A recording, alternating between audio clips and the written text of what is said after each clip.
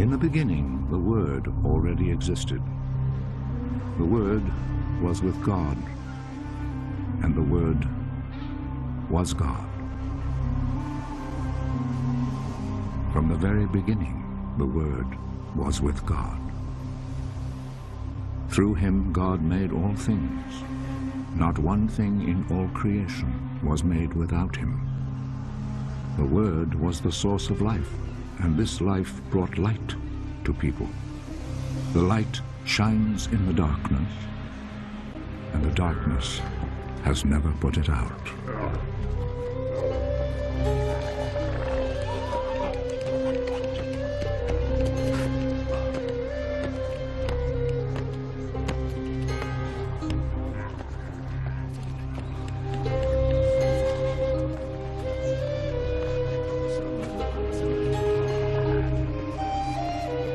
God sent his messenger, a man named John, who came to tell people about the light, so that all should hear the message and believe. He himself was not the light. He came to tell about the light. This was the real light, the light that comes into the world and shines on all people.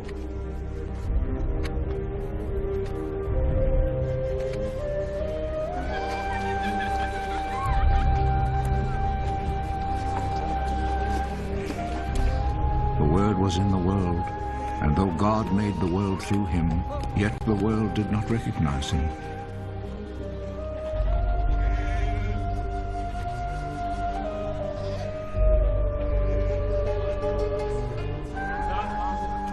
He came to his own country, but his own people did not receive him. Some, however, did receive him and believed in him, so he gave them the right to become God's children. They did not become God's children by natural means, that is, by being born as the children of a human father.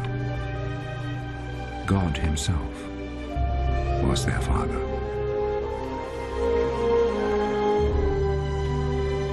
The Word became a human being, and full of grace and truth, lived among us. We saw his glory, the glory which he received as the Father's only Son. John spoke about him. This is the one I was talking about when I said, he comes after me.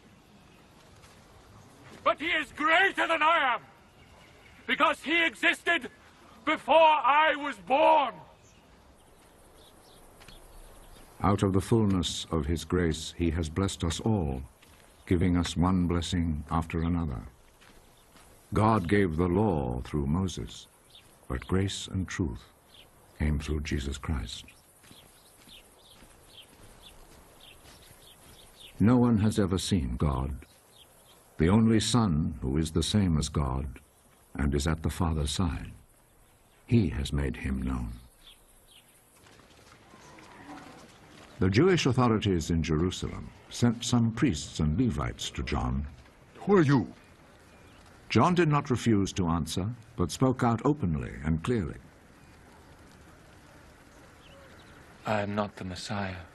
Who are you then? Are you Elijah? No, I'm not. Are you the prophet? No. Then tell us who you are. We have to take an answer back to those who sent us. What do you say about yourself? John answered by quoting the prophet Isaiah. I am the voice of someone shouting in the desert. Make a straight path for the Lord to travel!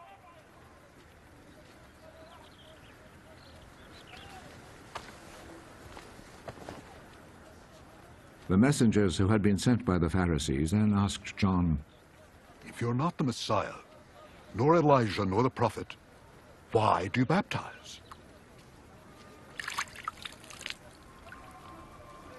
I baptize with water.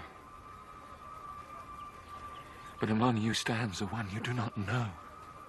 He is coming after me, but I am not good enough even to untie his sandals.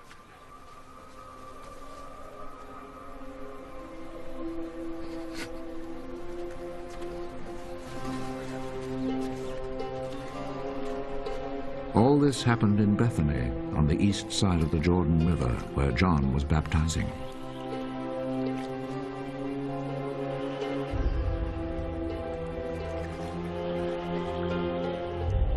The next day, John saw Jesus coming to him.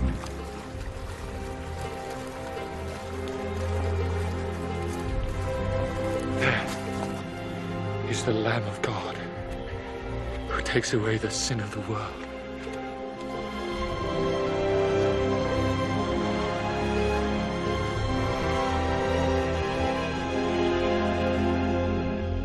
This is the one I was talking about when I said, a man is coming after me, but he is greater than I am, because he existed before I was born. I did not know who he would be, but I came baptizing with water in order to make him known to the people of Israel.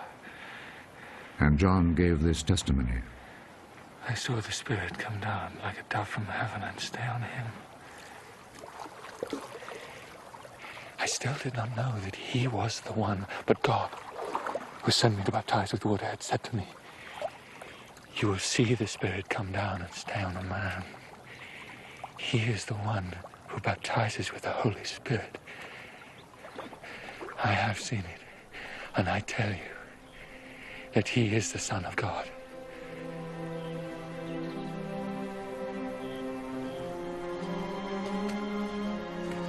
The next day, John was standing there again with two of his disciples when he saw Jesus walking by. There is the Lamb of God. The two disciples heard him say this and went with Jesus.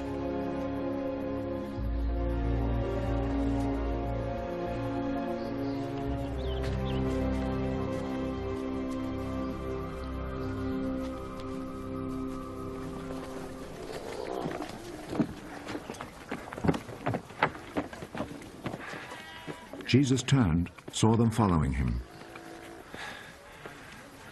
What are you looking for? Where do you live? Rabbi. This word means teacher. Come and see. It was then about 4 o'clock in the afternoon, so they went with him and saw where he lived and spent the rest of that day with him. One of them was Andrew, Simon Peter's brother. At once he found his brother Simon. We have found the Messiah. This word means Christ.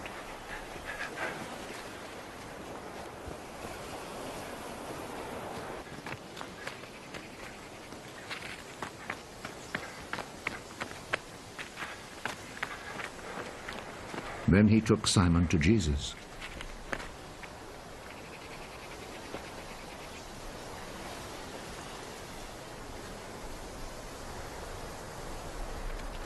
Jesus looked at him.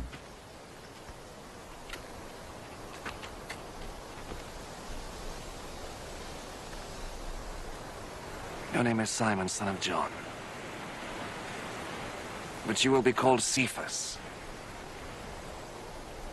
This is the same as Peter and means a rock.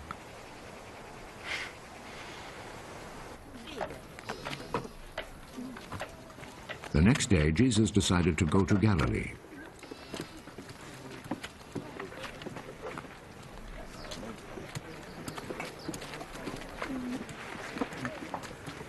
He found Philip.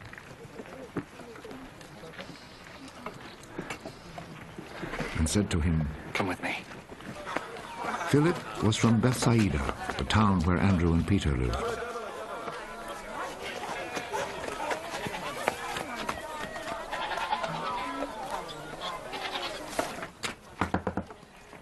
Philip found Nathaniel. We have found the one whom Moses wrote about in the book of the law, and whom the prophets also wrote about. He is Jesus, son of Joseph, from Nazareth. Can anything good come from Nazareth? Come and see.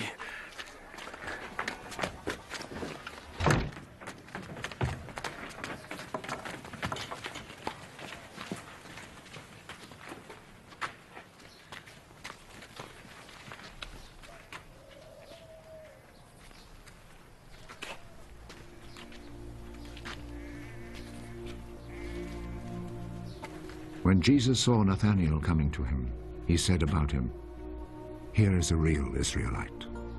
There is nothing false in him. How do you know me? I saw you when you were under the fig tree before Philip called you.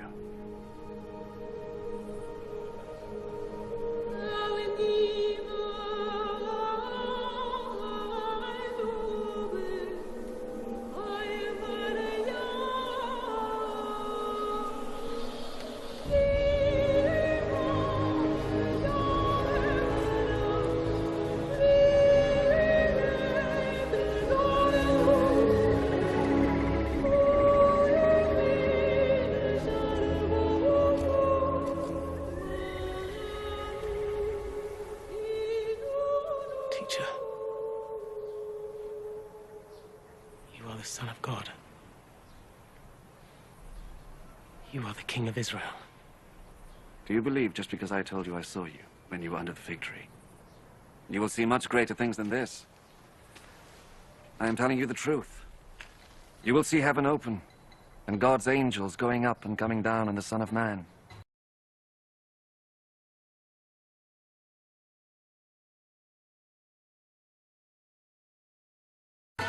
Two days later, there was a wedding in the town of Cana in Galilee.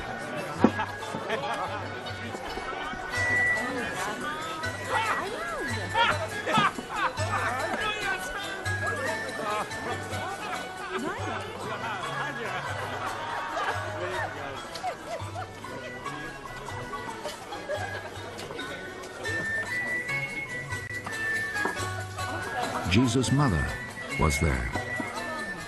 And Jesus and his disciples had also been invited to the wedding.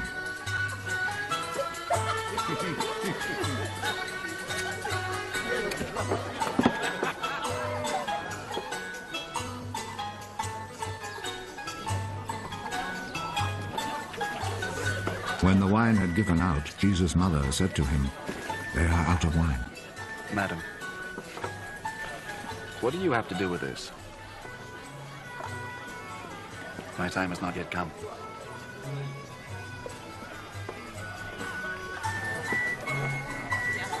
Do whatever he tells you.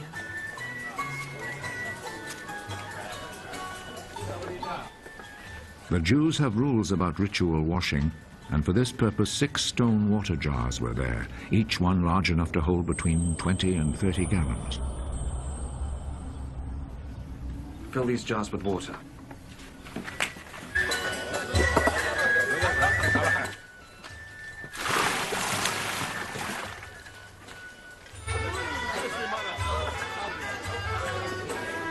They filled them to the brim.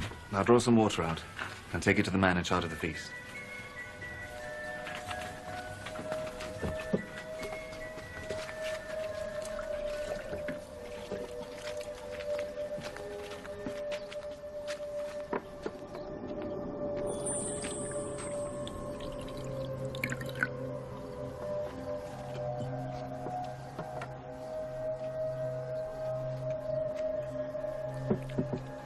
They took him the water, which now had turned into wine, and he tasted it. He did not know where this wine had come from, but of course the servants who had drawn out the water knew. So he called the bridegroom. Everyone else serves the best wine first, and after the guests have drunk a lot, he serves the ordinary wine. But you have kept the best wine until now.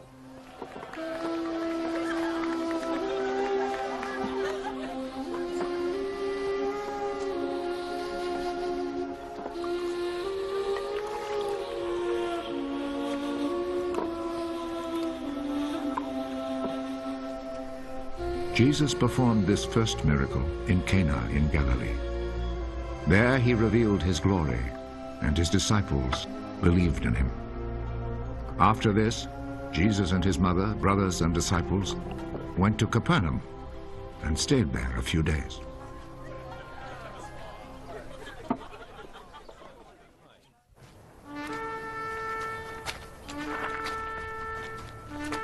It was almost time for the Passover festival, so Jesus went to Jerusalem.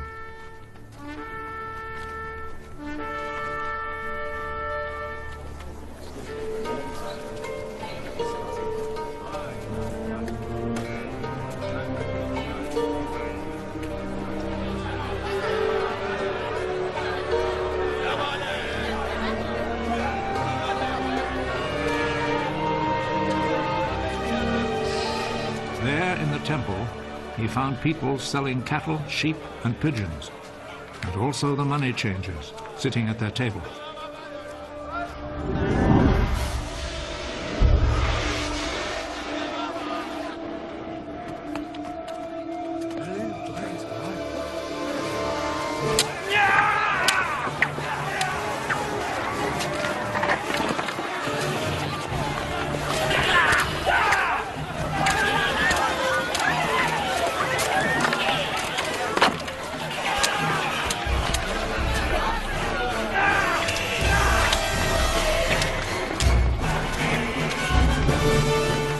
Whip from cords and drove all the animals out of the temple, both the sheep and the cattle.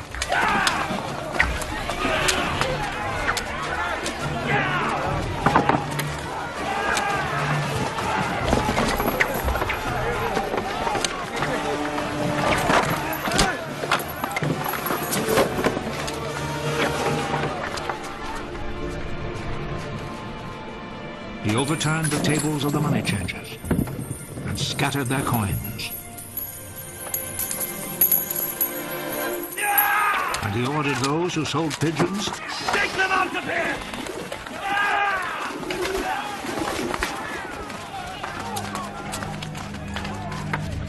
Stop making my father's house a marketplace! His disciples remembered that the scripture says, "My devotion to your house, O God, burns in me like a fire." The Jewish authorities came back at him with a question. What miracle can you perform to show us that you have the right to do this?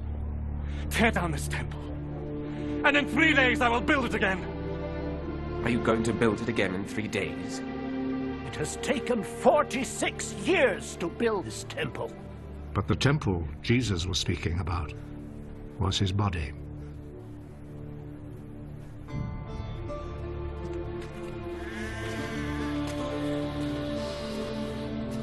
So when he was raised from death, his disciples remembered that he had said this, and they believed the scripture and what Jesus had said.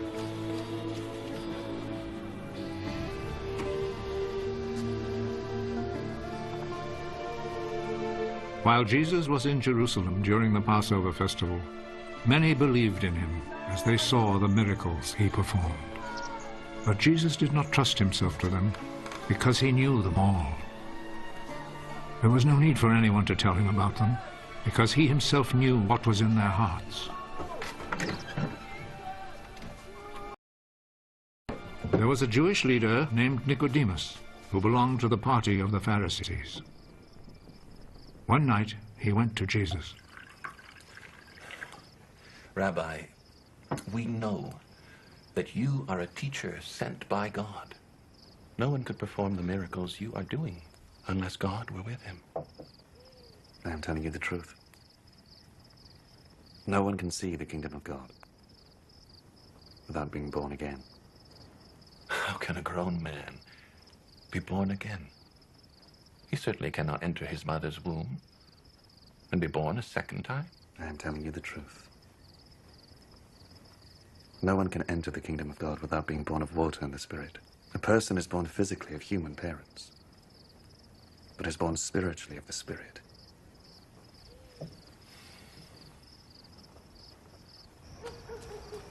Do not be surprised because I tell you that you must all be born again. The wind blows wherever it wishes. You hear the sound it makes, but you do not know where it comes from or where it is going. It is like that with everyone who is born of the Spirit. How can this be? You are a great teacher in Israel, and you don't know this. I am telling you the truth. We speak of what we know and report what we have seen. Yet none of you is willing to accept our message. You do not believe me when I tell you about the things of this world. How will you ever believe me then, when I tell you about the things of heaven? And no one has ever gone up to heaven except the Son of Man, who came down from heaven. As Moses lifted up the bronze snake on a pole in the desert, in the same way the Son of Man must be lifted up, so that everyone who believes in him may have eternal life. For God loved the world so much that he gave his only Son, so that everyone who believes in him may not die, but have eternal life. For God did not send his Son into the world to be its judge, but to be its Savior. Those who believe in the Son are not judged. But those who do not believe have already been judged, because they have not believed in God's only Son. This is how the judgment works. The light has come into the world, but people love the darkness rather than the light, because their deeds are evil. Those who do evil things hate the light and will not come to the light, because they do not want their evil deed to be shown up. But those who do what is true come to the light, in order that the light may show that what they did was in obedience to God. After this, Jesus and his disciples went to the province of Judea, where he spent some time with them and baptized. John also was baptizing in Aenon, not far from Salim, because there was plenty of water in that place. People were going to him, and he was baptizing them. This was before John had been put in prison. Some of John's disciples began arguing with a Jew about the matter of ritual washing. Teacher, you remember the man who was with you on the east side of Jordan? The one you spoke about? Well, he is baptizing now, and everyone's going to him. No one can have anything unless God gives it. You yourselves are my witnesses that I said, I am not the Messiah, but I've been sent ahead of him. The bridegroom is the one to whom the bride belongs, but the bridegroom's friend, who stands by and listens, is glad when he hears the bridegroom's voice. This is how my own happiness is made complete. He must become more important, while I become less important. He who comes from above is greater than all. He who is from the earth belongs to the earth and speaks about earthly matters, but he who comes from heaven is above all. He tells what he has seen and heard, yet no one accepts his message. But whoever accepts his message confirms by this that God is truthful.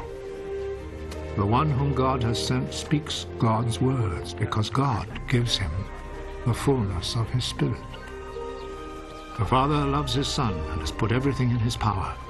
Whoever believes in the Son has eternal life. Whoever disobeys the Son will not have life, but will remain under God's punishment.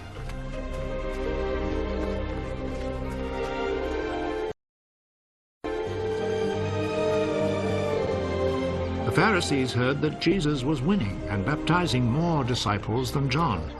Actually, Jesus himself did not baptize anyone, only his disciples did.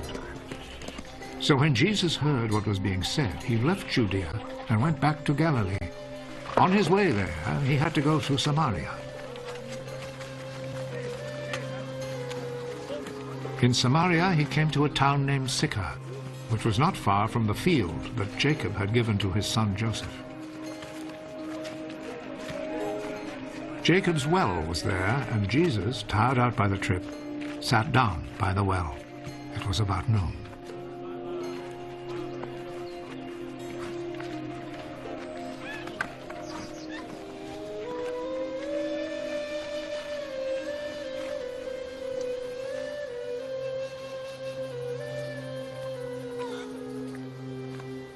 A Samaritan woman came to draw some water.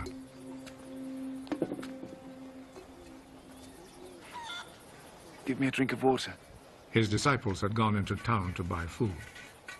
You're a Jew and I'm a Samaritan. So how can you ask me for a drink?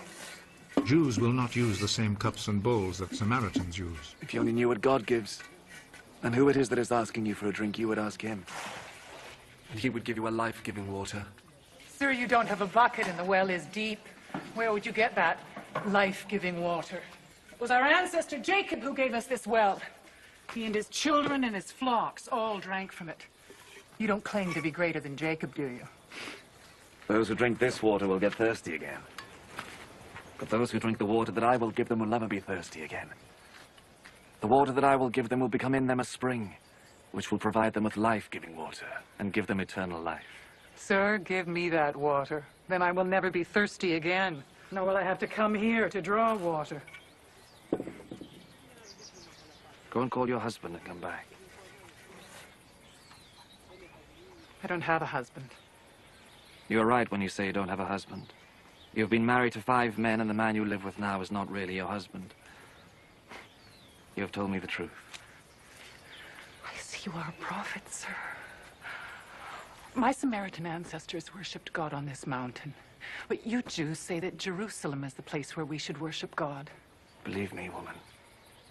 The time will come when people will not worship the Father either on this mountain or in Jerusalem. You Samaritans do not really know whom you worship. But we Jews know whom we worship because it is from the Jews that salvation comes. But the time is coming. And is already here. When by the power of God's Spirit, people will worship the Father as he really is, offering him the true worship that he wants. God is Spirit. And only by the power of his Spirit can people worship him as he really is. I know that the Messiah will come. And when he comes, he will tell us everything. I am he. I who am talking with you. At that moment, Jesus' disciples returned, and they were greatly surprised to find him talking with a woman. But none of them said to her, "What do you want?" or asked him, "Why are you talking with her?" Then the woman left her water jar and went back to the town.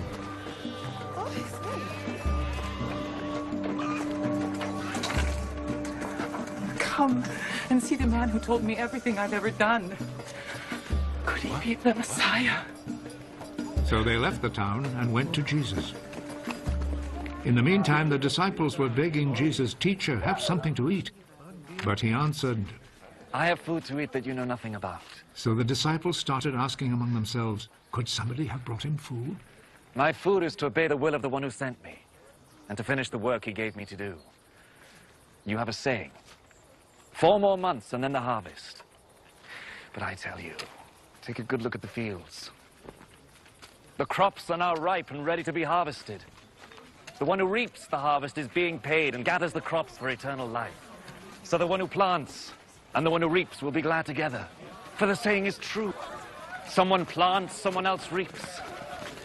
I have sent you to reap the harvest in a field where you did not work. Others worked there, and you profit from their work. Many of the Samaritans in that town believed in Jesus because the woman had said, "He told me everything I have ever done." So when the Samaritans came to him, they begged him to stay with them, and Jesus stayed there 2 days. Many more believed because of his message, and they told the woman, "We believe now, not because of what you said, but because we ourselves have heard him, and we know that he really is the Savior of the world." After spending 2 days there, Jesus left and went to Galilee, for he himself had said, prophets are not respected in their own country.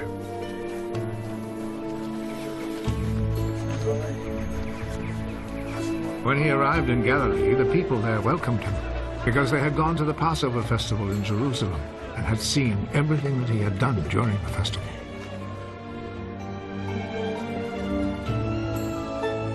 Then Jesus went back to Cana in Galilee, where he had turned the water into wine.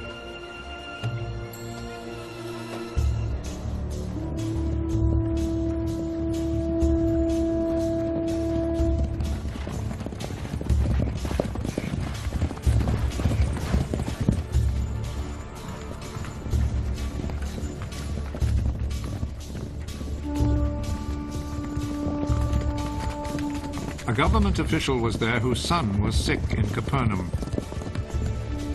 When he heard that Jesus had come from Judea to Galilee, he went to him and asked him to go to Capernaum and heal his son who was about to die.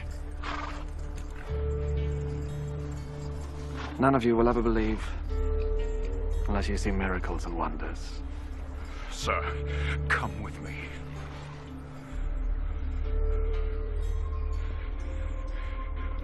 Before my child dies. Go.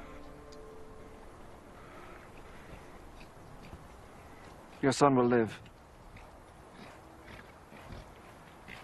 The man believed Jesus' words and went.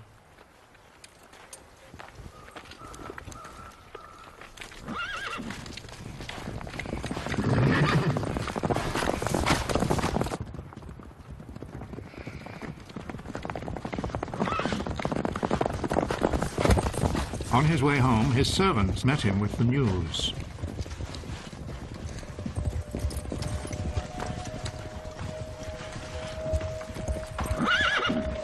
Your boy is going to live. He asked them what time it was when his son got better. It was 1 o'clock yesterday afternoon when the fever left him. Then the father remembered that it was at that very hour when Jesus had told him. Your son will live.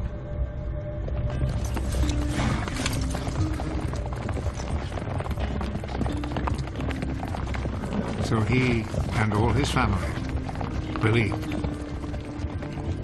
This was the second miracle that Jesus performed after coming from Judea to Galilee.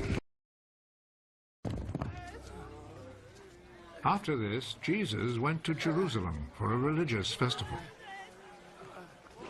Near the sheep gate in Jerusalem there is a pool with 5 porches. In Hebrew it is called Bethesda.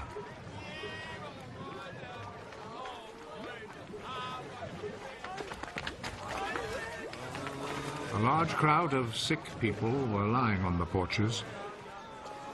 The blind, the lame, and the paralyzed.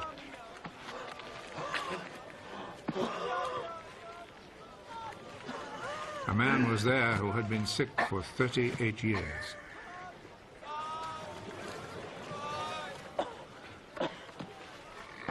Jesus saw him lying there, and he knew that the man had been sick for such a long time.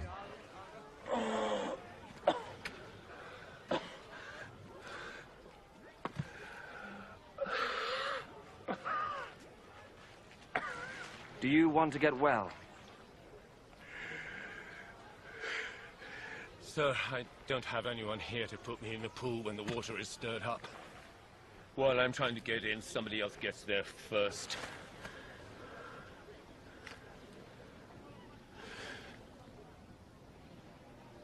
Get up. Pick up your mat and walk.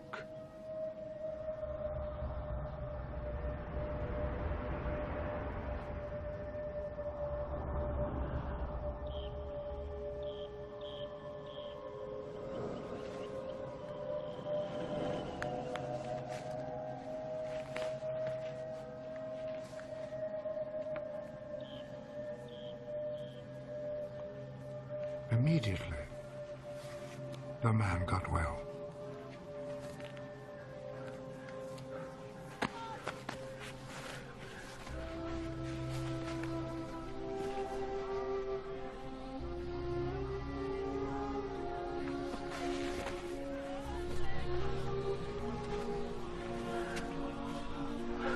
He picked up his mat and started walking.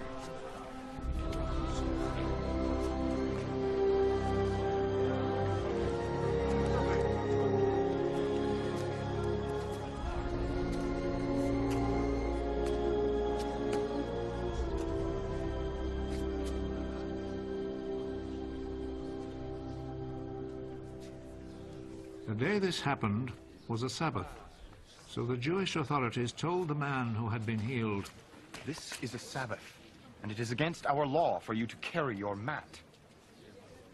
The man who made me well told me to pick up my mat and walk. Who is the man who told you to do this? But the man who had been healed did not know who Jesus was, for there was a crowd in that place, and Jesus had slipped away. Afterwards, Jesus found him in the temple. You're well now. So stop sinning, or something worse may happen to you.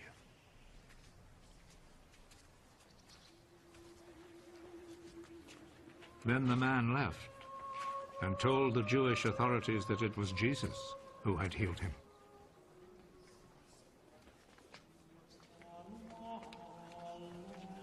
So they began to persecute Jesus because he had done this healing on a Sabbath.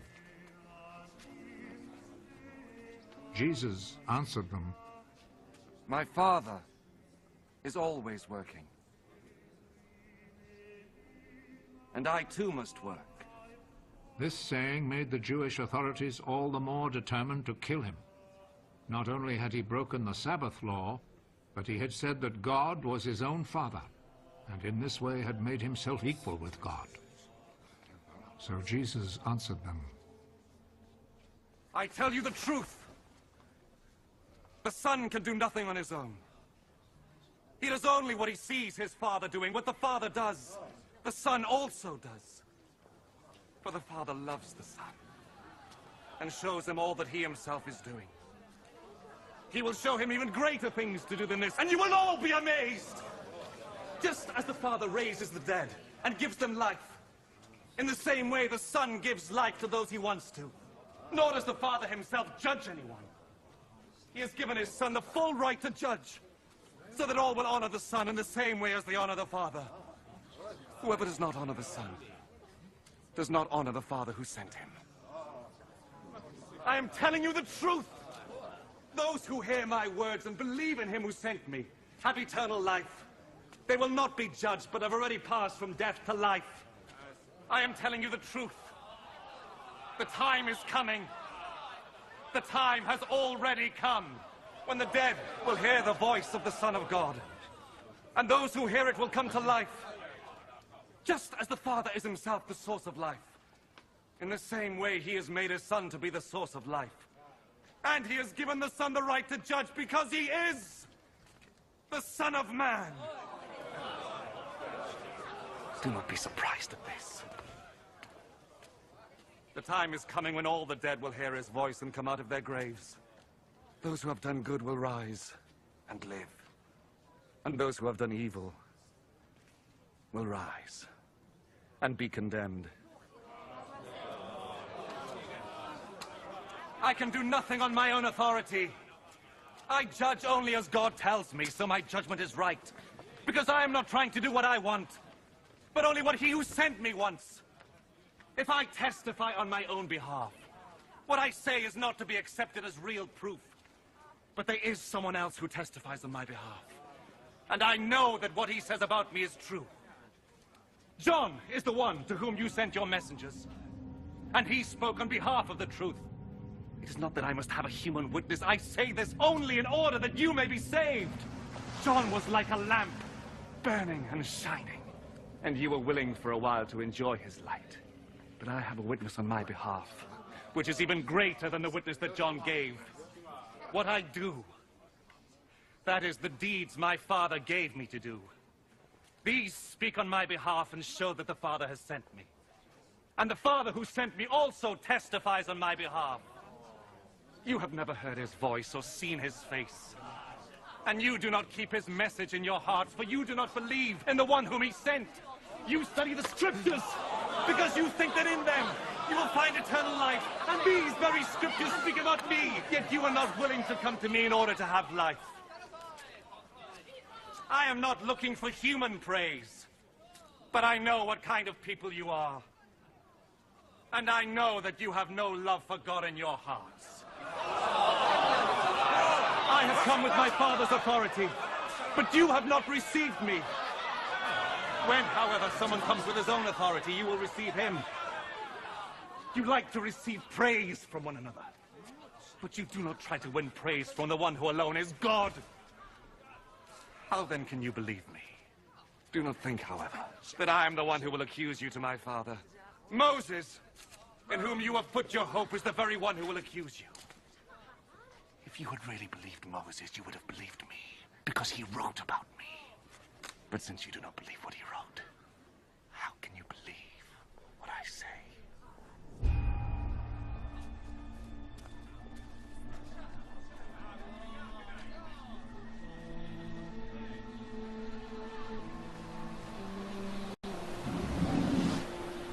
After this, Jesus went across Lake Galilee, or Lake Tiberias, as it is also called.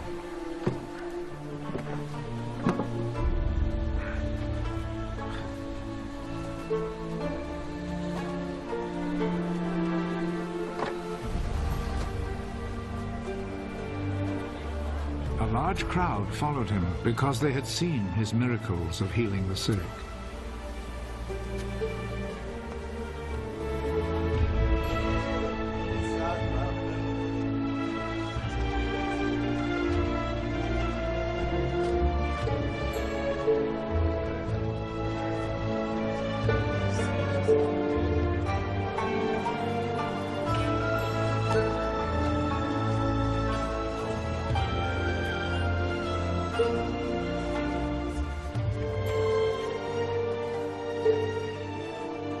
Jesus went up a hill and sat down with his disciples.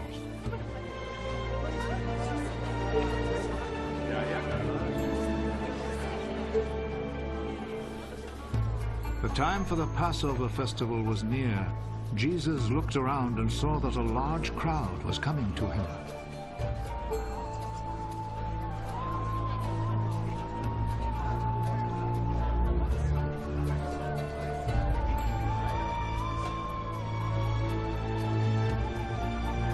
Where can we buy enough food to feed all these people? He said this to test Philip. Actually, he already knew what he would do.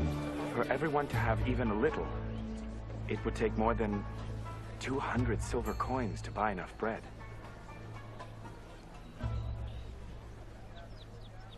Another one of his disciples, Andrew, who was Simon Peter's brother, said, "There's a boy here who has 5 loaves of barley bread and 2 fish. But they will certainly not be enough for all these people." Make the people sit down. There was a lot of grass there, so all the people sat down. There were about 5,000 men.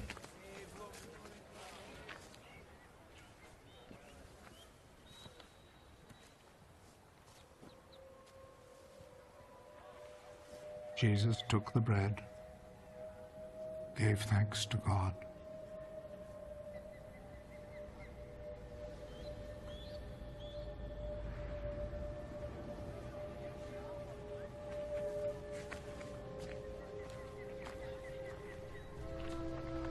and distributed to the people who were sitting there.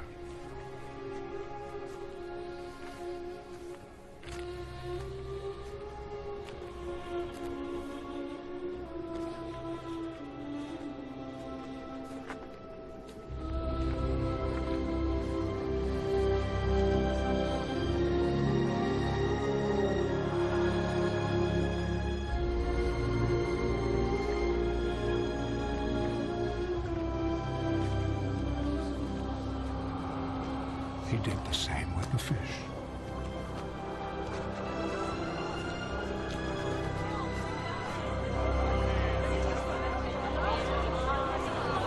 And they all had as much as they wanted.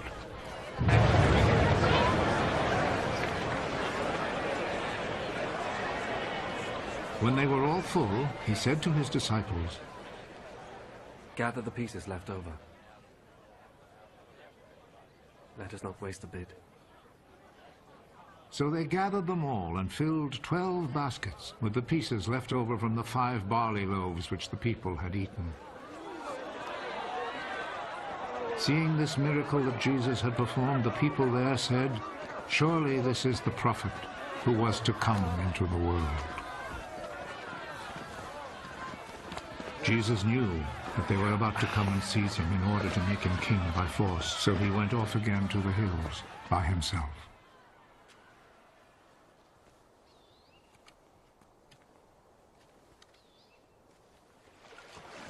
When evening came, Jesus' disciples went down to the lake, got into a boat, and went back across the lake towards Capernaum. Night came on, and Jesus still had not come to them. By then a strong wind was blowing and stirring up the water.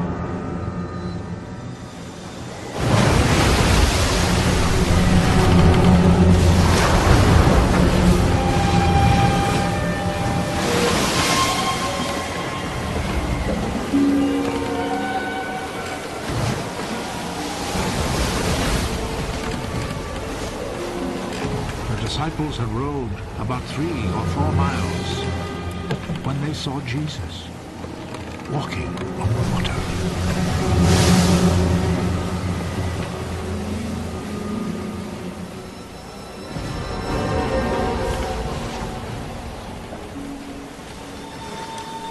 Coming near the boat, and they were terrified.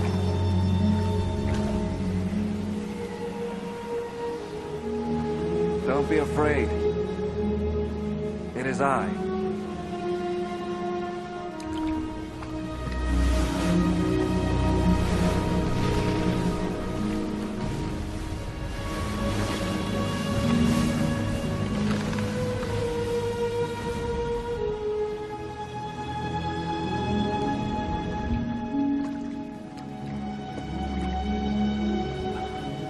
Then they willingly took him into the boat.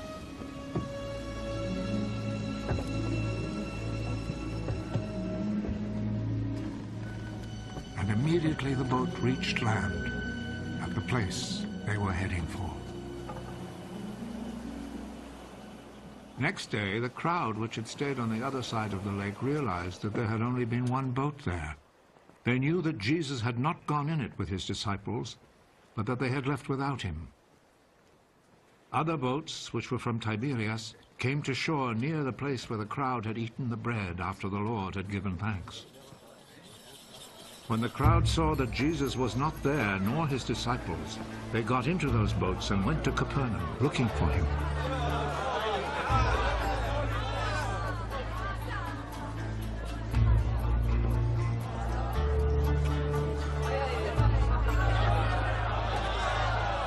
When the people found Jesus on the other side of the lake, they said to him, "Teacher, when did you get here?" I am telling you the truth. You were looking for me because you ate the bread and had all you wanted.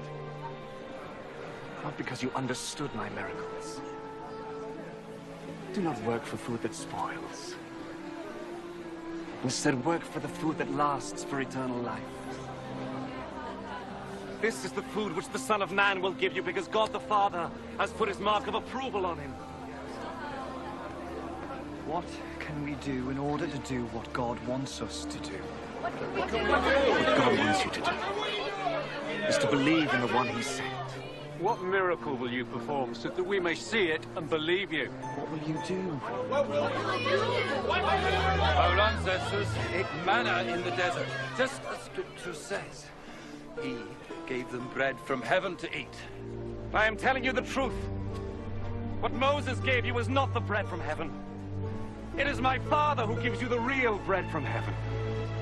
For the bread that God gives is he who comes down from heaven and gives life to the world. I am the bread of life. Those who come to me will never be hungry. Those who believe in me will never be thirsty. Now I told you that you have seen me, but will not believe. Everyone whom my Father gives me will come to me. I will never turn away anyone who comes to me, because I have come down from heaven to do not my own will, but the will of him who sent me. And it is the will of him who sent me that I should not lose any of all those he has given me, but that I should raise them all to life on the last day.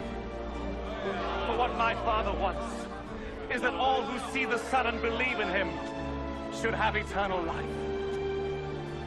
And I will raise them to life on the last day. The people started grumbling about him because he said, "I am the bread that came down from heaven." This man is Jesus, son of Joseph, isn't he? We know his father and mother. How then does he now say he came down from heaven?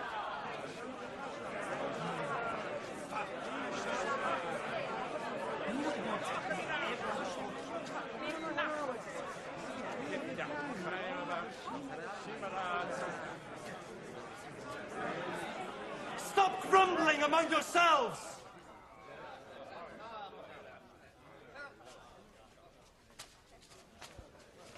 People cannot come to me unless the Father who sent me draws them to me.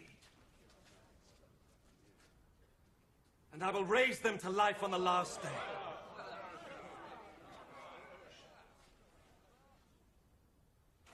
The prophets wrote, everyone will be taught by God. Anyone who hears the Father and learns from him comes to me.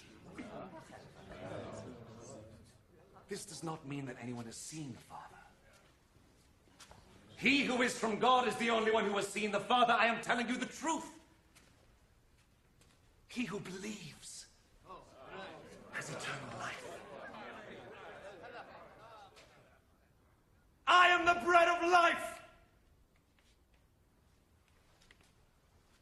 Your ancestors ate manna in the desert, but they died. But the bread that comes down from heaven is of such a kind that whoever eats it will not die.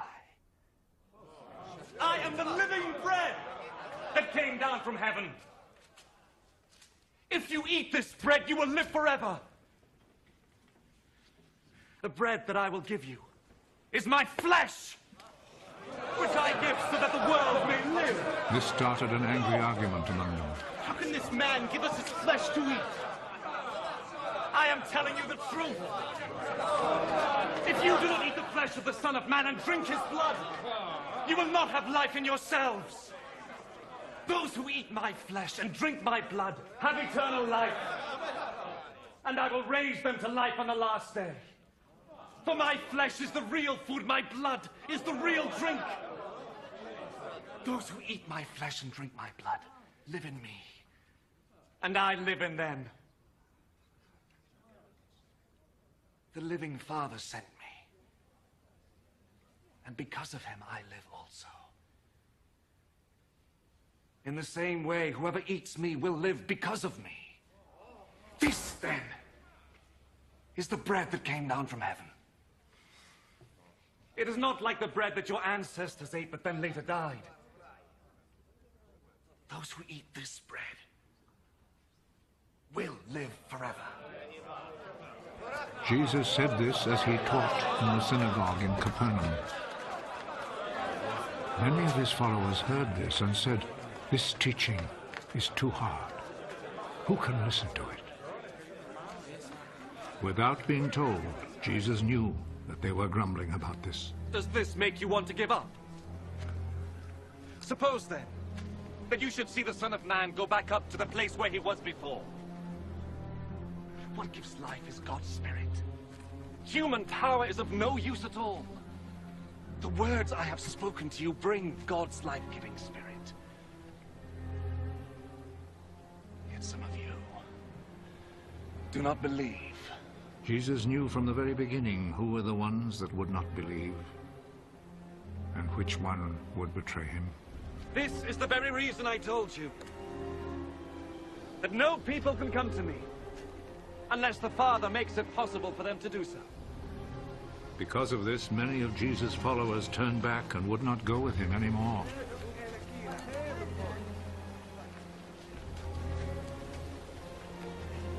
And you? Would you also like to leave? Lord, to whom would we go? You have the words that give eternal life. And now we believe and know that you are the Holy One who has come from God.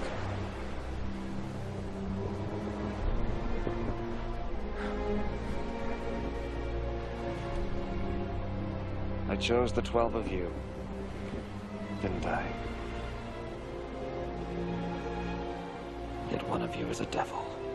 He was talking about Judas, the son of Simon Iscariot. For Judas, even though he was one of the 12 disciples, was going to betray him. After this, Jesus traveled in Galilee. He did not want to travel in Judea because the Jewish authorities there were wanting to kill him. The time for the Festival of Shelters was near, so Jesus' brothers said to him, "Leave this place and go to Judea, so that your followers will see the things that you are doing." People don't hide what they're doing if they want to be well known. Since you are doing these things, let the whole world know about you. Not even his brothers believed in him. The right time for me has not yet come. Any time is right for you. The world cannot hate you, but it hates me, because I keep telling it that its ways are bad. You go on to the festival. I'm not going to this festival, because the right time has not come for me. He said this, and then stayed on in Galilee. After his brothers had gone to the festival, Jesus also went. However, he did not go openly, but secretly. The Jewish authorities were looking for him at the festival. Where is he? They asked. There was much whispering about him in the crowd. He is a good man, some people said. No, others said. He fools the people. But no one talked about him openly, because they were afraid of the Jewish authorities. The festival was nearly half over when Jesus went to the temple and began teaching. The Jewish authorities were greatly surprised. How does this man know so much when he's never been to school? What I teach is not my own teaching, but it comes from God who sent me. Whoever is willing to do what God wants will know whether what I teach comes from God, or whether I speak on my own authority. Those who speak on their own authority are trying to gain glory for themselves. But he who wants glory for the one who sent him is honest, and there is nothing false in him. Moses gave you the law, didn't he? But not one of you obeys the law. Why are you trying to kill me? You have a demon in you. Who is trying to kill you? I performed one miracle, and you were all surprised. Moses ordered you to circumcise your sons, although it was not Moses, but your ancestors who started it. And so you circumcise a boy on the Sabbath. If a boy is circumcised on the Sabbath so that Moses' law is not broken, why are you angry with me? Because I made a man completely well on the Sabbath. Stop judging by external standards, and judge by true standards. Some of the people of Jerusalem said, "Isn't this the man the authorities are trying to kill? Look, he is talking in public, and they say nothing against him." Can it be that they really know that he is the Messiah? But when the Messiah comes, no one will know where he is from. And we all know where this man comes from. As Jesus taught in the temple, he said in a loud voice, Do you really know me? And know where I am from? I have not come on my own authority. He who sent me, however, is truthful. You do not know him, but I know him. Because I come from him. And he sent me. Then they tried to seize him.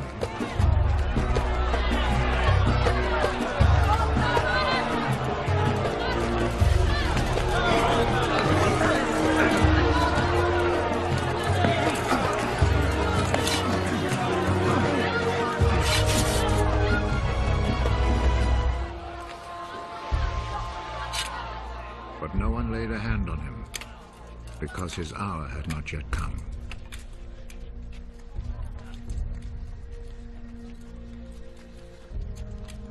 But many in the crowd believed in him. When the Messiah comes, will he perform more miracles than this man has? The Pharisees heard the crowd whispering these things about Jesus. So they and the chief priests sent some guards to arrest him.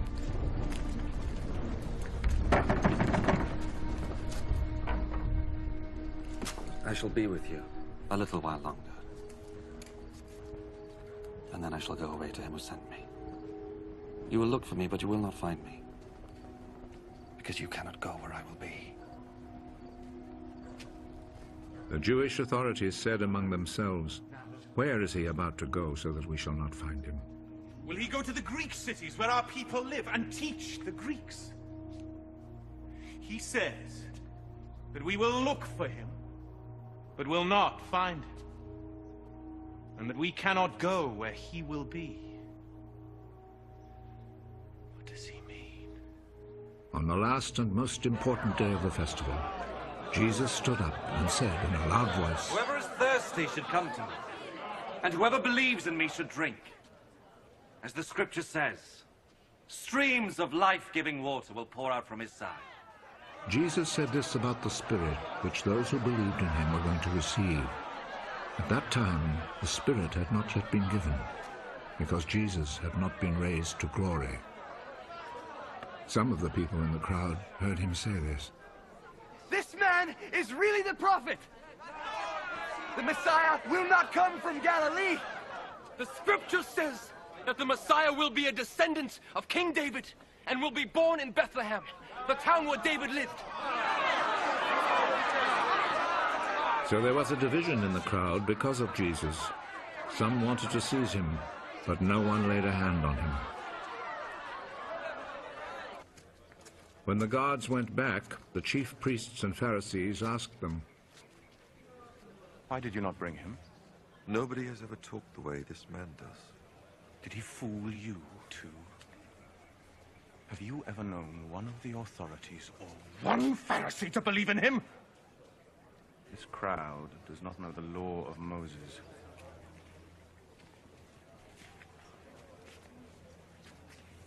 So they are under God's curse. One of the Pharisees there was Nicodemus, the man who had gone to see Jesus before. According to our law, we cannot condemn people before hearing them and finding out what they have done. Well, are you also from Galilee?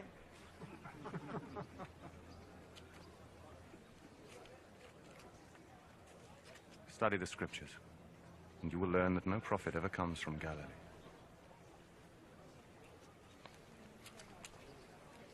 Then everyone went home, but Jesus went to the Mount of Olives.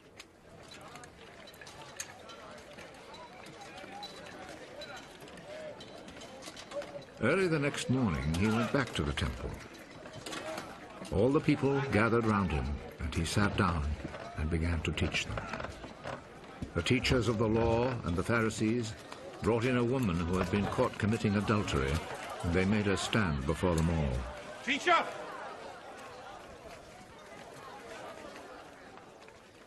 This woman was caught in the very act of committing adultery. In our law, Moses commanded that such a woman must be stoned to death.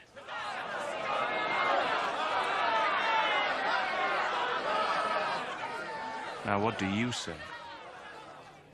They said this to trap Jesus so that they could accuse him. But he bent over and wrote on the ground with his finger.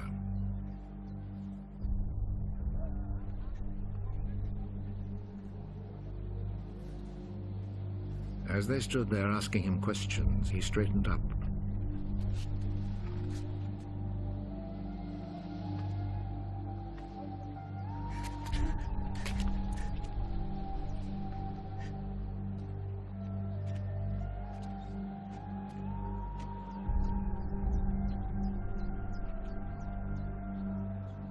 Whichever one of you has committed no sin may throw the first stone at her. Then he bent over again and wrote on the ground.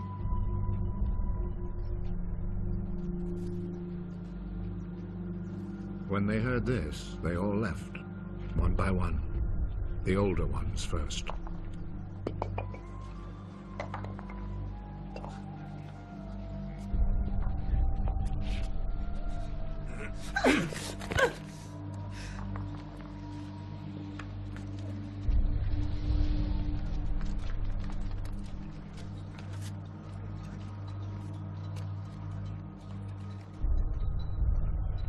Jesus was left alone with the woman still standing there. He straightened up. Where are they?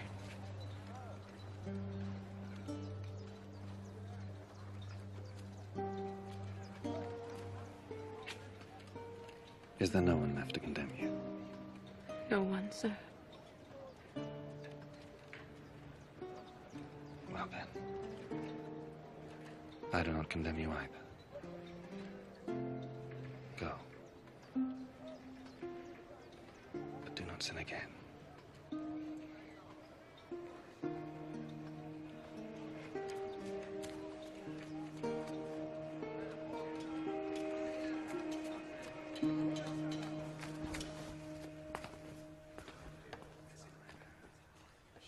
Jesus spoke to the Pharisees again. I am the light of the world. Whoever follows me will have the light of life and will never walk in darkness. Now you are testifying on your own behalf. What you say proves nothing! No. Even though I do testify on my own behalf, what I say is true. Because I know where I came from and where I am going. You do not know where I came from or where I'm going. You make judgments in a purely human way. I pass judgment on no one. But if I were to do so, my judgment would be true. Because I am not alone in this. The Father who sent me is with me.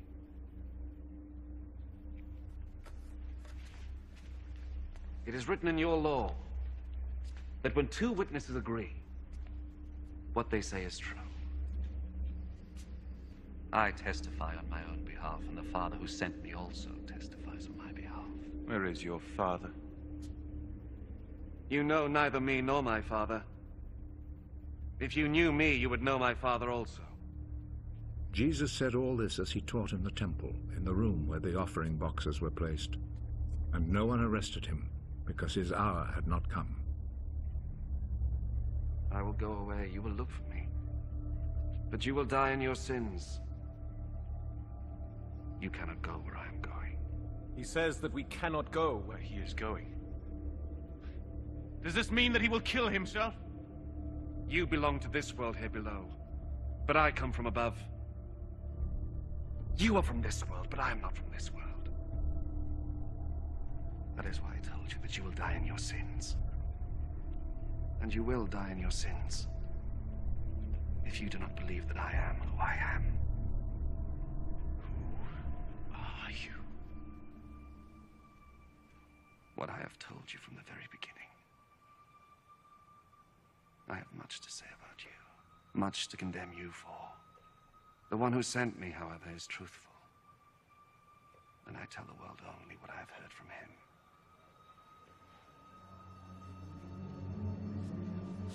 They did not understand that Jesus was talking to them about the Father. When you lift up the Son of Man, you will know that I am who I am. Then you will know that I do nothing on my own authority. That I say only what the Father has instructed me to say. And he who sent me is with me. He has not left me alone.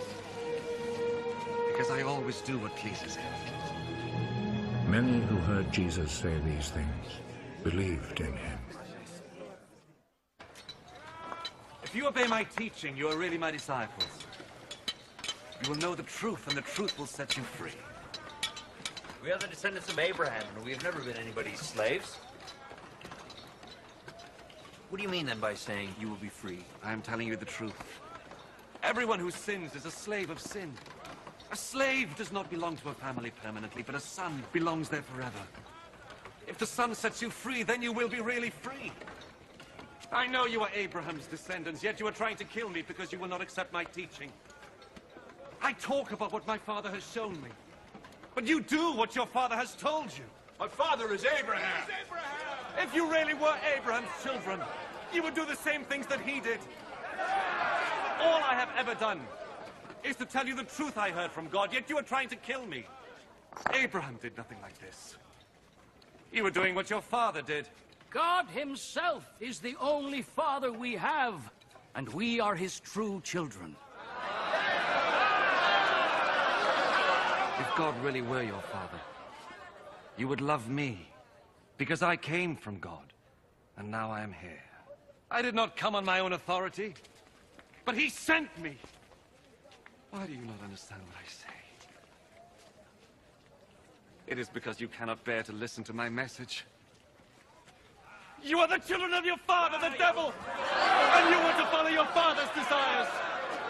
From the very beginning, he was a murderer, and has never been on the side of truth. Because there is no truth in him. When he tells a lie, he is only doing what is natural to him. Because he is a liar and the father of all lies. But I tell the truth. And that is why you do not believe me. Which one of you can prove that I am guilty of sin? If I tell the truth, then why do you not believe me? He who comes from God listens to God's words. You, however, are not from God. And that is why you will not listen. Were we not right in saying that you are a Samaritan and have a demon in you? I have no demon. I honor my father, but you dishonor me. I am not seeking honor for myself. But there is one who is seeking it and who judges in my favor. I am telling you the truth. Whoever obeys my teaching will never die. Now we know for sure that you have a demon. Abraham died, and the prophets died. Yet you say that whoever obeys your teaching will never die. Our father Abraham died. You do not claim to be greater than Abraham, do you? And the prophets also died. Who do you think you are? If I were to honor myself, that honor would be worth nothing. The one who honors me is my father, the very one you say is your God. You have never known him, but I know him. If I were to say that I do not know him, I would be a liar like you, but I do know him, and I obey his word. Your father, Abraham, rejoiced that he was to see the time of my coming. He saw it, and was glad. You're not even 50 years old, and you have seen Abraham.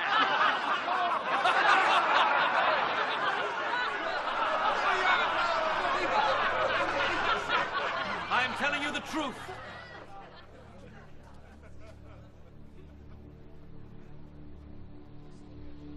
Before Abraham was born,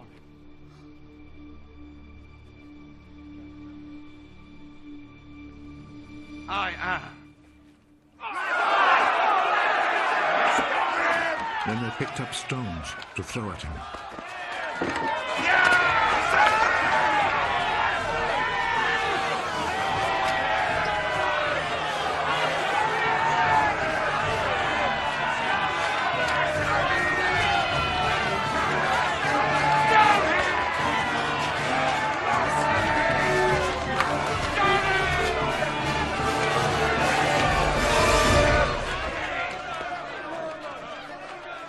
But Jesus hid himself and left the temple.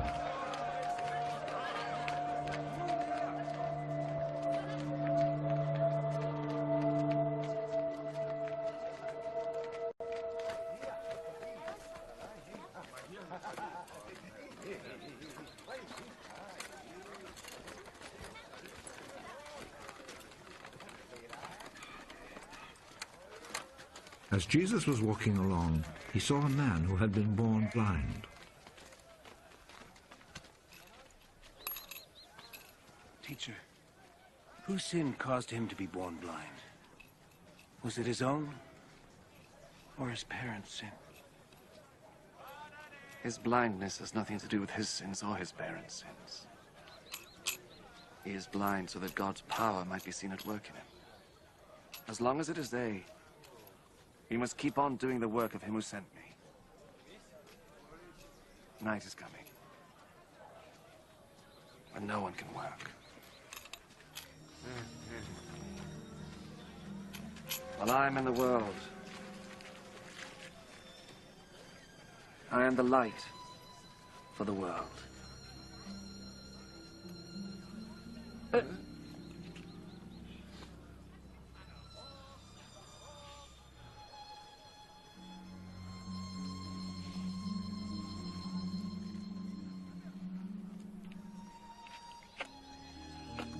After he said this, Jesus spat on the ground and made some mud with the spittle.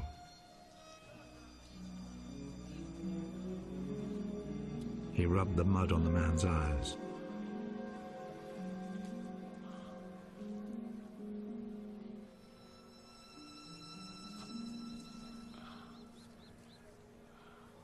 Go and wash your face in the pool of Siloam. This name means sent.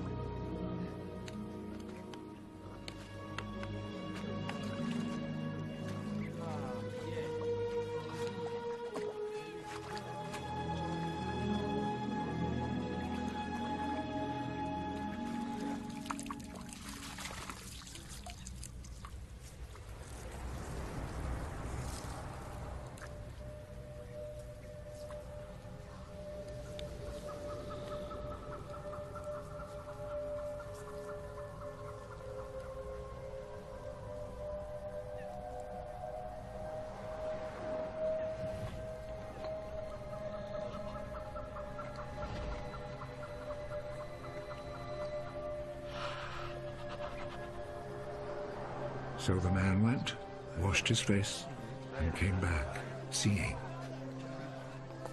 His neighbors then, and the people who had seen him begging before this, asked, "Isn't this the man who used to sit and beg?"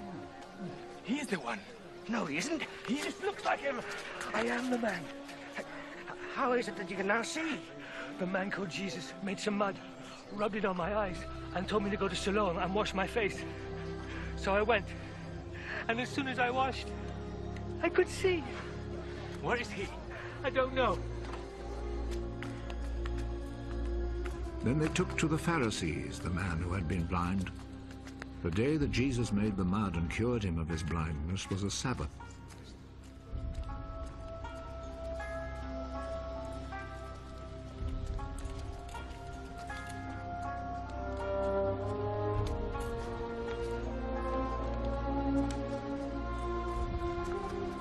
The Pharisees then asked the man again how he had received his sight.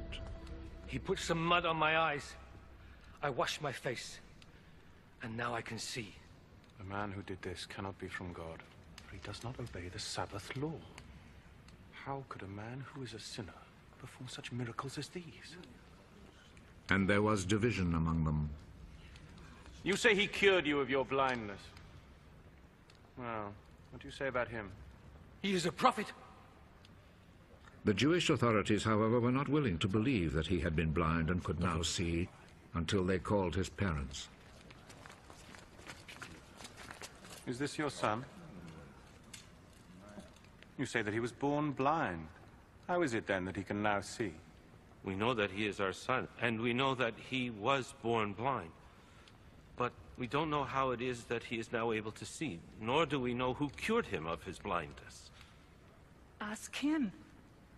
He is old enough and he can answer for himself. His parents said this because they were afraid of the Jewish authorities, who had already agreed that anyone who said he believed that Jesus was the Messiah would be expelled from the synagogue.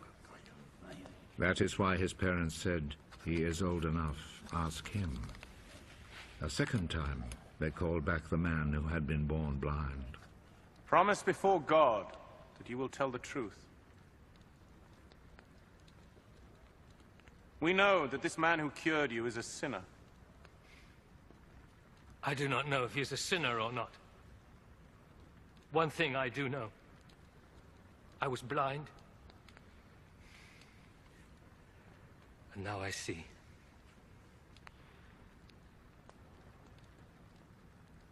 What did he do to you? How did he cure you of your blindness? I have already told you, and you would not listen. Why do you want to hear it again? Maybe you too would like to be his disciples. They insulted him and said, "You are that fellow's disciple." But we are Moses' disciples. We know that God spoke to Moses. As for that fellow, however, we do not even know where he comes from. What a strange thing that is. You do not know where he comes from, but he cured me of my blindness. We know that God does not listen to sinners. He does listen to people who respect him and do what he wants them to do. Since the beginning of the world, nobody has ever heard of anyone giving sight to a person born blind. Unless this man came from God, he would not be able to do a thing! You were born and brought up in sin! And you are trying to teach us. And they expelled him from the synagogue.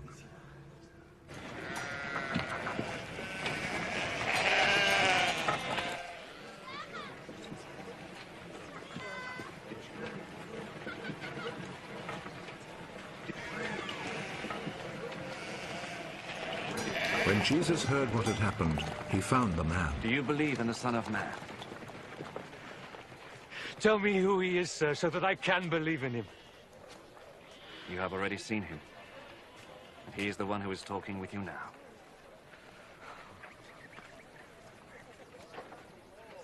I believe, Lord. And he knelt down before Jesus.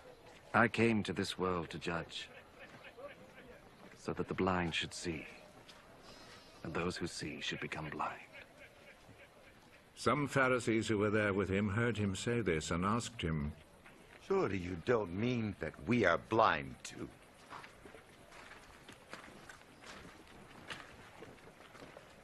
If you were blind, then you would not be guilty. But since you claim that you can see, this means that you are still guilty. I am telling you the truth. The man who does not enter the sheep pen by the gate, but climbs in some other way, is a thief and a robber. The man who goes in through the gate is the shepherd of the sheep. The gatekeeper opens the gate for him. The sheep hear his voice as he calls his own sheep by name, and he leads them out. When he has brought them out, he goes ahead of them, and the sheep follow him because they know his voice. They will not follow someone else. Instead, they will run away from such a person, because they do not know his voice. Jesus told them this parable, but they did not understand what he meant. So Jesus said again, I am telling you the truth. I am the gate for the sheep. All others who came before me are thieves and robbers, but the sheep did not listen to them. I am the gate. Those who come in by me will be saved. They will come in and go out and find pasture. The thief comes only in order to steal, kill, and destroy. I have come in order that you might have life. Life in all its fullness. I am the good shepherd who is willing to die for the sheep. When the hired man, who is not a shepherd and does not own the sheep, sees a wolf coming, he leaves the sheep and runs away. So the wolf snatches the sheep and scatters them. The hired man runs away because he is only a hired man and does not care about the sheep. I am the good shepherd. As the Father knows me, and I know the Father, in the same way I know my sheep, and they know me. And I am willing to die for them. There are other sheep which belong to me, that are not in this sheep pen. I must bring them too. They will listen to my voice, and they will become one flock with one shepherd. The Father loves me, because I am willing to give up my life in order that I may receive it back again. No one takes my life away from me. I give it up of my own free will. I have the right to give it up, and I have the right to take it back. This is what my Father has commanded me to do. Again there was division among the people because of these words.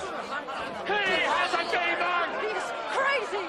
Why do you listen to him? A man with a demon could not talk like this! How could a demon give sight to blind people?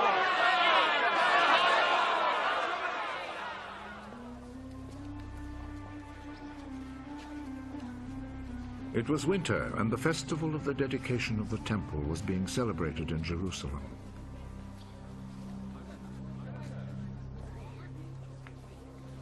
Jesus was walking in Solomon's porch in the temple when the people gathered round him.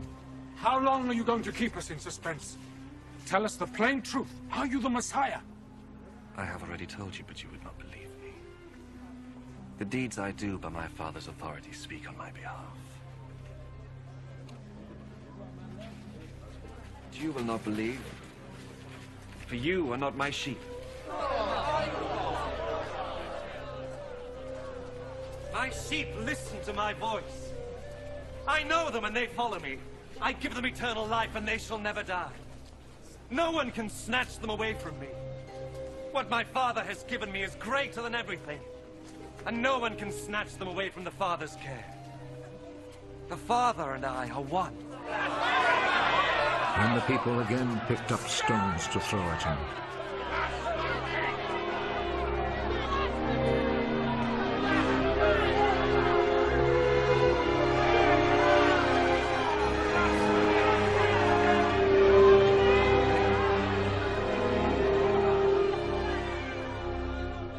I have done many good deeds in your presence, which the Father gave me to do. For which one of these do you want to stone me? We do not want to stone you because of any good deeds, but because of your blasphemy. You're only a man, but you're trying to make yourself God.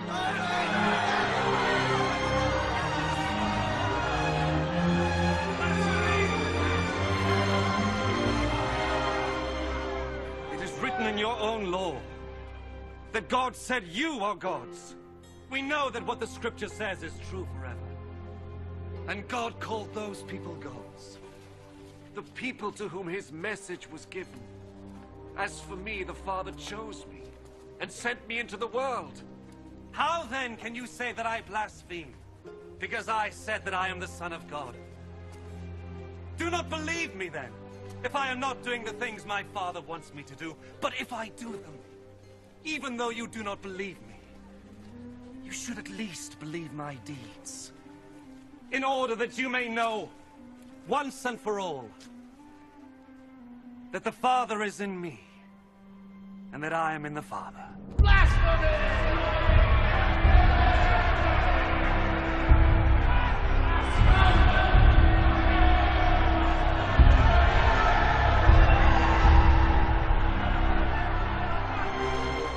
Once more they tried to seize Jesus, but he slipped out of their hands. Jesus then went back again across the Jordan River to the place where John had been baptizing, and he stayed there.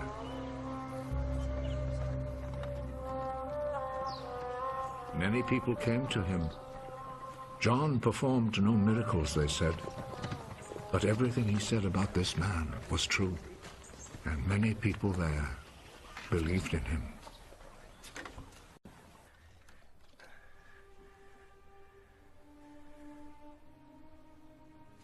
A man named Lazarus, who lived in Bethany, became sick.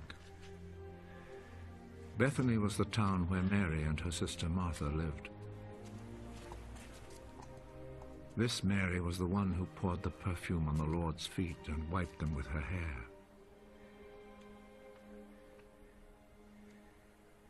It was her brother, Lazarus, who was sick.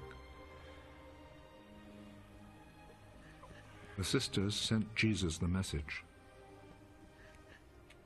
"Lord, your dear friend is sick."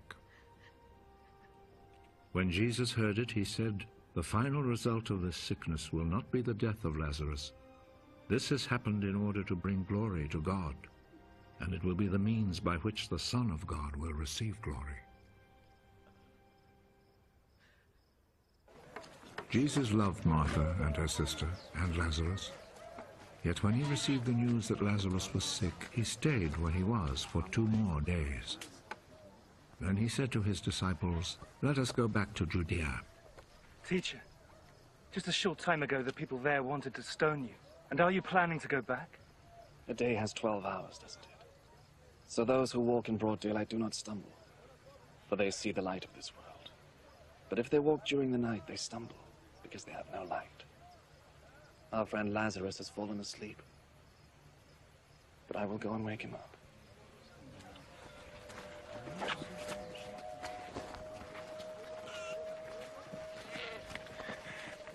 If he is asleep, Lord, he will get well. Jesus meant that Lazarus had died, but they thought he meant natural sleep, so Jesus told them plainly, Lazarus is dead. But for your sake, I am glad that I was not with him, so that you will believe. Let us go to him. Thomas, called the twin, said to his fellow disciples, Let us all go along with the teacher, so that we may die with him. When Jesus arrived, he found that Lazarus had been buried 4 days before. Bethany was less than 2 miles from Jerusalem, and many Judeans had come to see Martha and Mary to comfort them about their brother's death. When Martha heard that Jesus was coming, she went out to meet him, but Mary stayed in the house. If you had been here, Lord, my brother would not have died. But I know that even now, God will give you whatever you ask him for. Your brother will rise to life. I know that he will rise to life on the last day. I am the resurrection and the life. Those who believe in me will live, even though they die. And those who live and believe in me will never die. Do you believe this?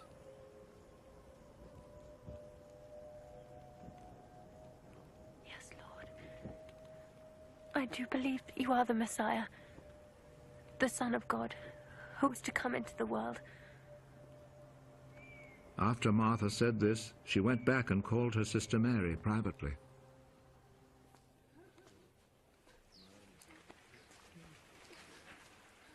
The teacher is here and is asking for you. When Mary heard this, she got up and hurried out to meet him. Jesus had not yet arrived in the village, but was still in the place where Martha had met him. The people who were in the house with Mary, comforting her, followed her when they saw her get up and hurry out. They thought that she was going to the grave to weep there.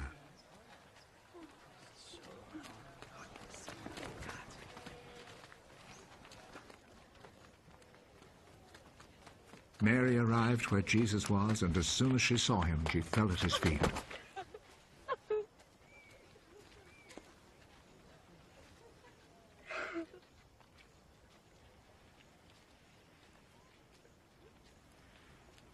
Lord,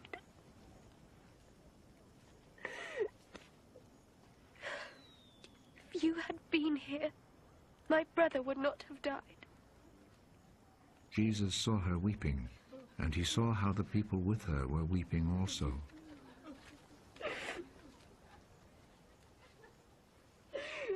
His heart was touched, and he was deeply moved.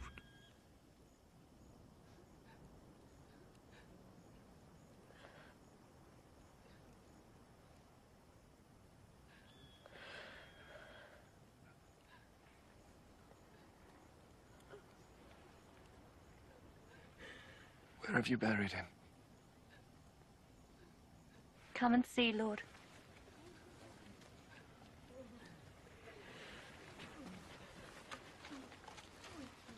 Jesus wept. See how much he loved him, the people said. But some of them said, he gave sight to the blind man, didn't he? Could he not have kept Lazarus from dying? Deeply moved once more, Jesus went to the tomb, which was a cave with a stone placed at the entrance. Take the stone away. There will be a bad smell, Lord. He has been buried 4 days. Didn't I tell you that you would see God's glory if you believed?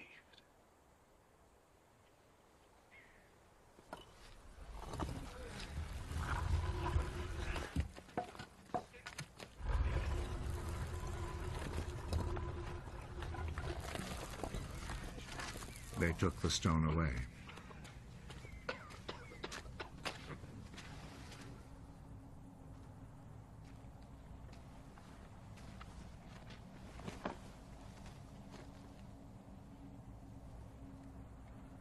Jesus looked up. I thank you, Father, that you listened to me. I know that you always listen to me. But I say this for the sake of the people here, so that they will believe that you sent me.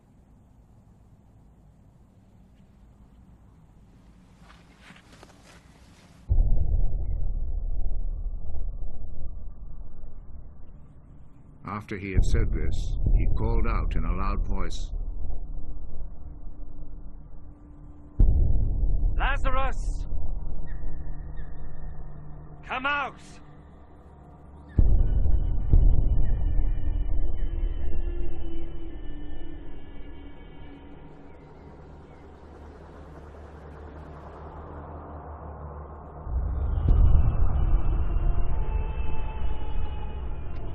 He came out. His hands and feet wrapped in grave clothes,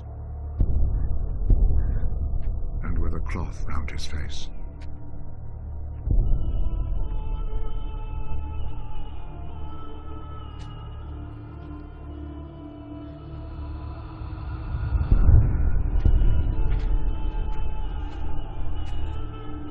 Untie him and let him go. Many of the people who had come to visit Mary saw what Jesus did, and they believed in him. But some of them returned to the Pharisees and told them what Jesus had done. So the Pharisees and the chief priests met with the council and said, What shall we do? Look at all the miracles this man is performing. If we let him go on in this way, everyone will believe in him. And the Roman authorities will take action and destroy our temple and our nation.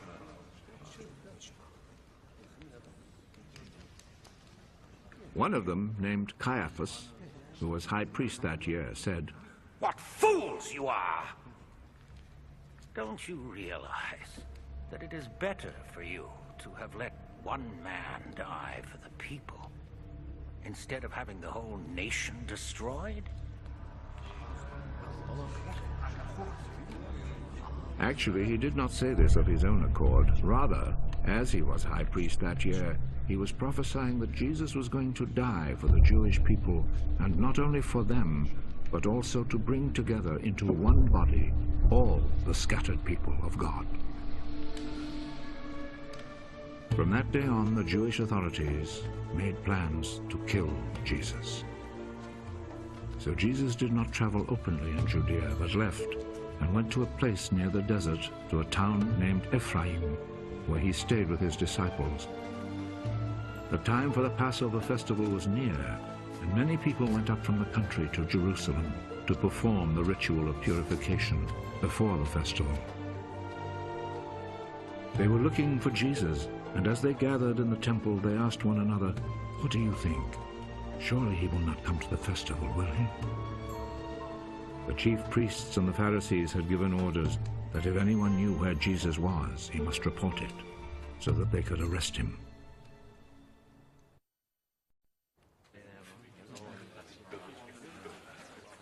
Six days before the Passover, Jesus went to Bethany, the home of Lazarus, the man he had raised from death.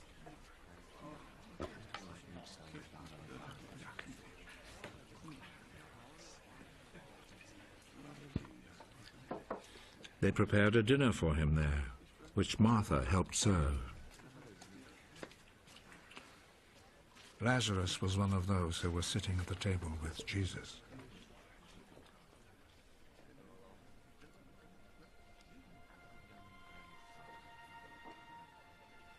Then Mary took a whole pint of a very expensive perfume made of pure nard,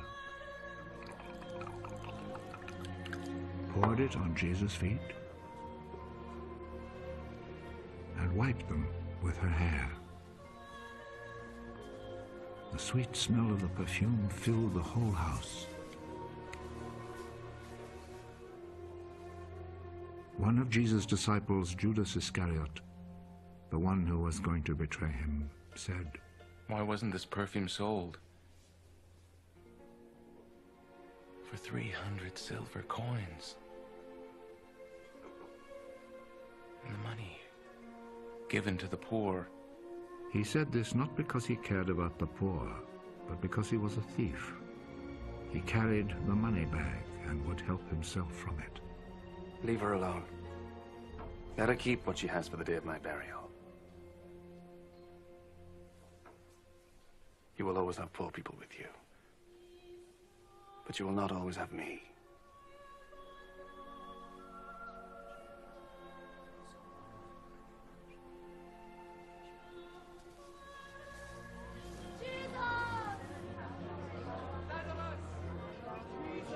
A large number of people heard that Jesus was in Bethany, so they went there, not only because of Jesus, but also to see Lazarus, whom Jesus had raised from death.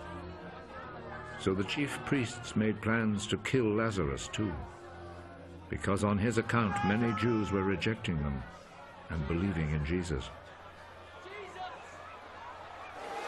The next day, the large crowd that had come to the Passover festival heard that Jesus was coming to Jerusalem.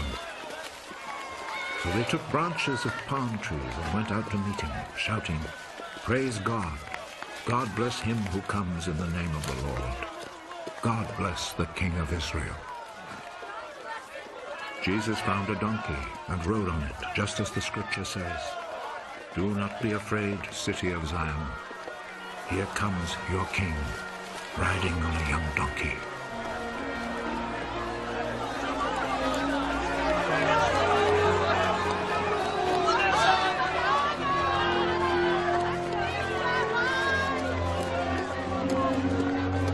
His disciples did not understand this at the time, but when Jesus had been raised to glory, they remembered that the Scripture said this about him, and that they had done this for him.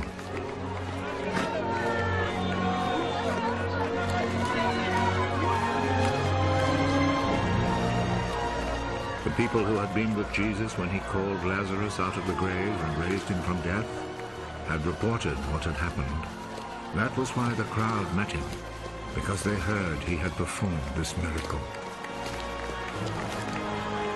The Pharisees then said to one another, You see, we are not succeeding at all. Look, the whole world is following him.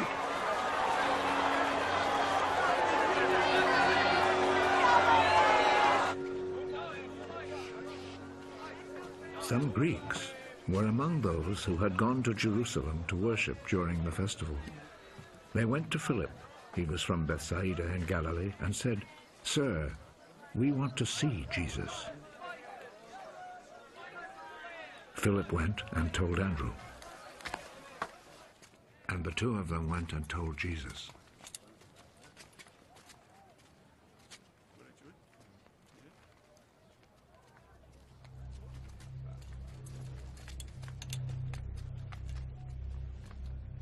The hour has now come for the Son of Man to receive great glory.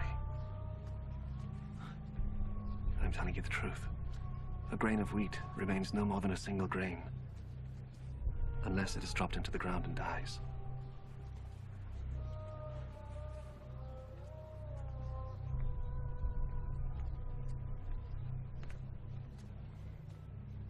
If it does die, then it produces many grains. Those who love their own life will lose it. Those who hate their own life in this world will keep it for life eternal.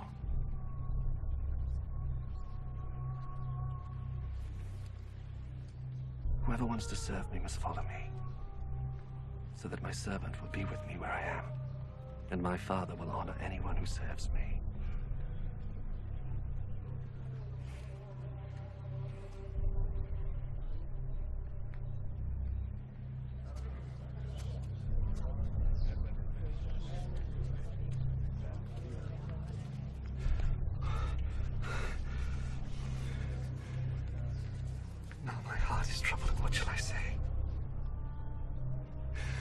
Shall I say, Father, do not let this hour come upon me? But that is why I came, so that I might go through this hour of suffering. Father, bring glory to your name. Then a voice spoke from heaven, I have brought glory to it, and I will do so again. The crowd standing there heard the voice, and some of them said it was thunder, while others said, an angel spoke to him. It is not for my sake that this voice spoke, but for yours. Now is the time for this world to be judged. Now the ruler of this world will be overthrown. When I am lifted up from the earth, I will draw everyone to me. In saying this, he indicated the kind of death he was going to suffer. Our Lord tells us that the Messiah will live forever. How then can you say that the Son of Man must be lifted up? Who is the Son of Man?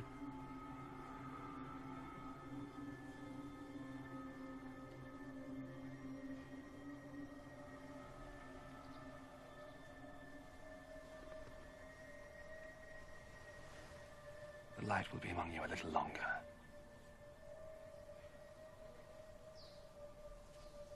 Continue on your way while you have the light, so that the darkness will not come upon you. For the one who walks in the dark does not know where he is going. Believe in the light then while you have it, so that you will be the people of the light.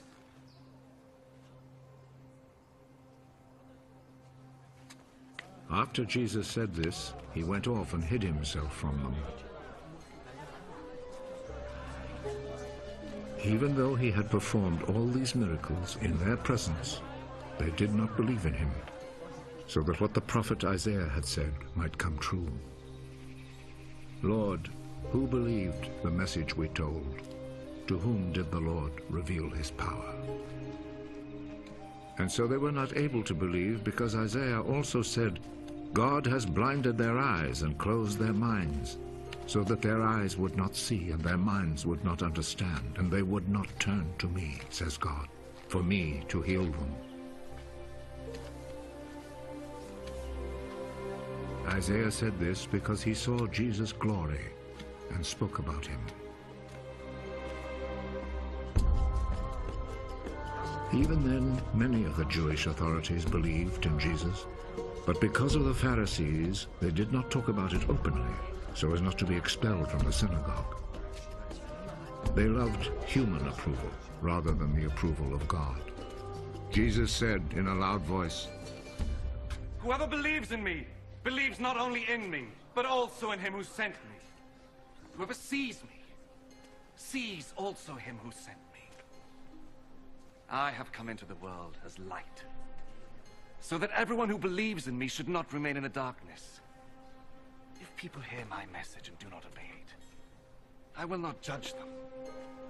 I came not to judge the world, but to save it. Those who reject me and do not accept my message have one who will judge them. The words I have spoken will be their judge on the last day.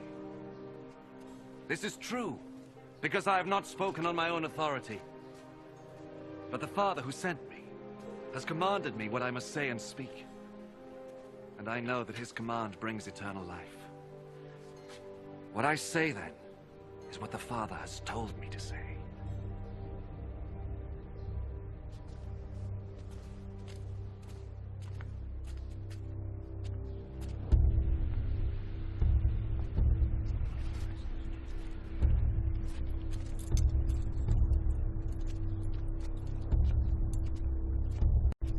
It was now the day before the Passover festival. Jesus knew that the hour had come for him to leave this world and go to the Father. He had always loved those in the world who were his own, and he loved them to the very end.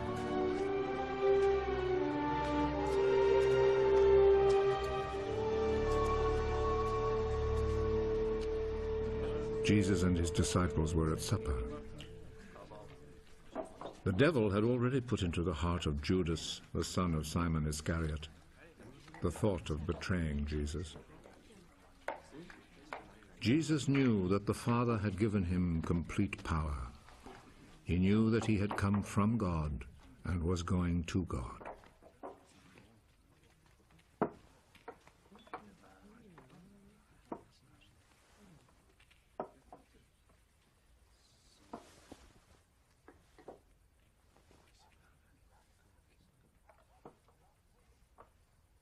So he rose from the table, took off his outer garment, and tied a towel round his waist.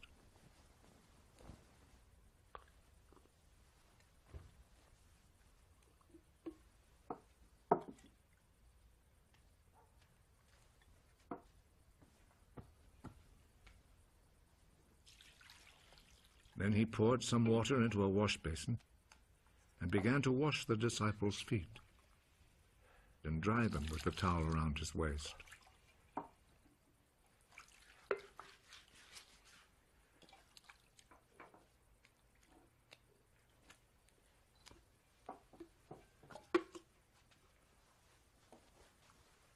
He came to Simon Peter. Are you going to wash my feet, Lord? You do not understand now what I am doing, but you will understand later. Never, at any time, will you wash my feet. If I do not wash your feet, you will no longer be my disciple. Lord, do not wash only my feet, then. Wash my hands and head, too. Those who have taken a bath are completely clean and do not need to wash themselves, except for their feet. All of you are clean,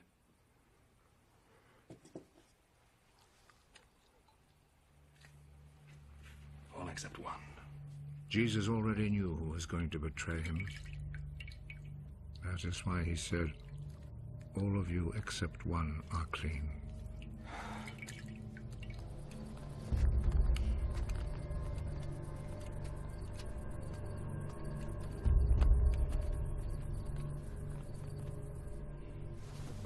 After Jesus had washed their feet, he put his outer garment back on and returned to his place at the table. Do you understand what I've just done to you? You call me teacher and Lord.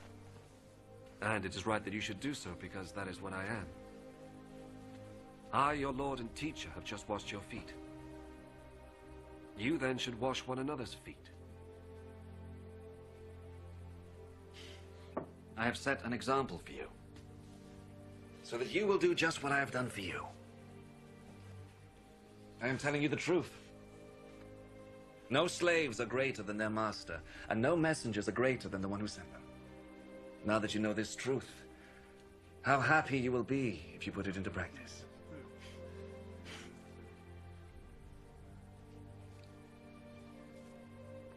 I'm not talking about all of you.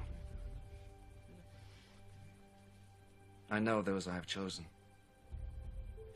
But the scripture must come true that says the man who shared my food turned against me. I tell you this now before it happens, so that when it does happen, you will believe that I am who I am. I am telling you the truth. Whoever receives anyone I send receives me also. And whoever receives me receives him who sent me.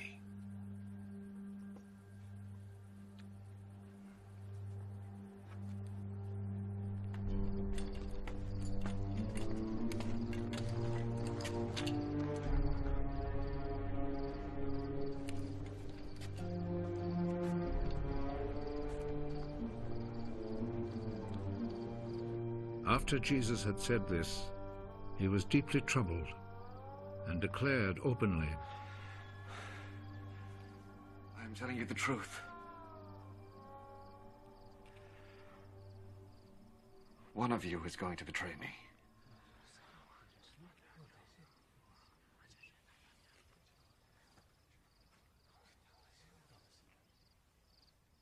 The disciples looked at one another, completely puzzled about whom he meant.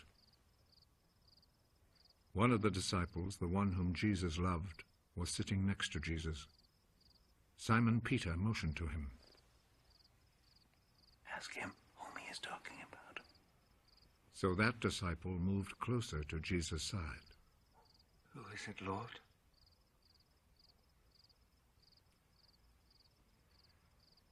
I will dip some bread in the sauce and give it to him. He is the man.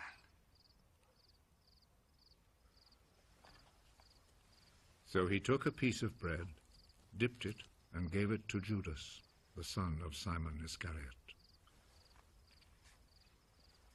As soon as Judas took the bread, Satan entered into him. Hurry. And do what you must. None of the others at the table understood why Jesus said this to him. Since Judas was in charge of the money bag, some of the disciples thought that Jesus had told him to go and buy what they needed for the festival, or to give something to the poor. Judas accepted the bread and went out at once.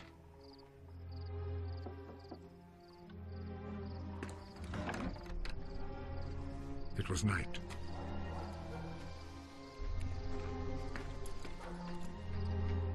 After Judas had left, Jesus said, Now the Son of Man's glory is revealed. Now God's glory is revealed through him. And if God's glory is revealed through him, then God will reveal the glory of the Son of Man in himself. And he will do so at once.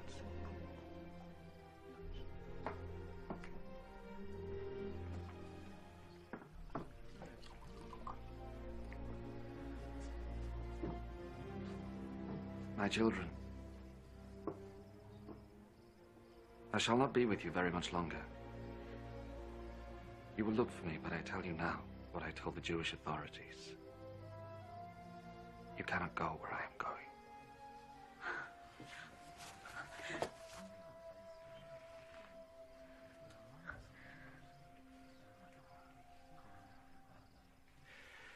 And now I give you a new commandment. Love one another. As I have loved you, so you must love one another. If you have love for one another, then everyone will know that you are my disciples. Where are you going, Lord? You cannot follow me now where I am going. But later you will follow me. Lord, why can't I follow you now? I am ready to die for you. Are you really ready to die for me? I'm telling you the truth. Before the rooster crows, you will say 3 times that you do not know me. Do not be worried and upset. Believe in God. And believe also in me. There are many rooms in my Father's house. And I'm going to prepare a place for you. I would not tell you this if it were not so. And after I go and prepare a place for you, I will come back and take you to myself, so that you will be where I am. You know the way that leads to the place where I am going. Lord, we do not know where you are going, so how can we know the way to get there? I am the way, the truth, and the life. No one goes to the Father except by me. Now that you have known me, you will know my Father also. And from now on, you do know him. And you have seen him. Lord, show us the Father. That is all we need. For a long time, I have been with you all. Yet you do not know me, Philip. Whoever has seen me has seen the Father. Why then do you say, show us the Father? Do you not believe, Philip, that I am in the Father and the Father is in me? The words I have spoken to you do not come from me. The Father who remains in me does his own work. Believe me when I say that I am in the Father and the Father is in me. If not, believe because of the things I do. I am telling you the truth. Those who believe in me will do what I do. Yes, they will do even greater things. Because I am going to the Father. And I will do whatever you ask for in my name, so that the Father's glory will be shown through the Son. If you ask me for anything in my name, I will do it.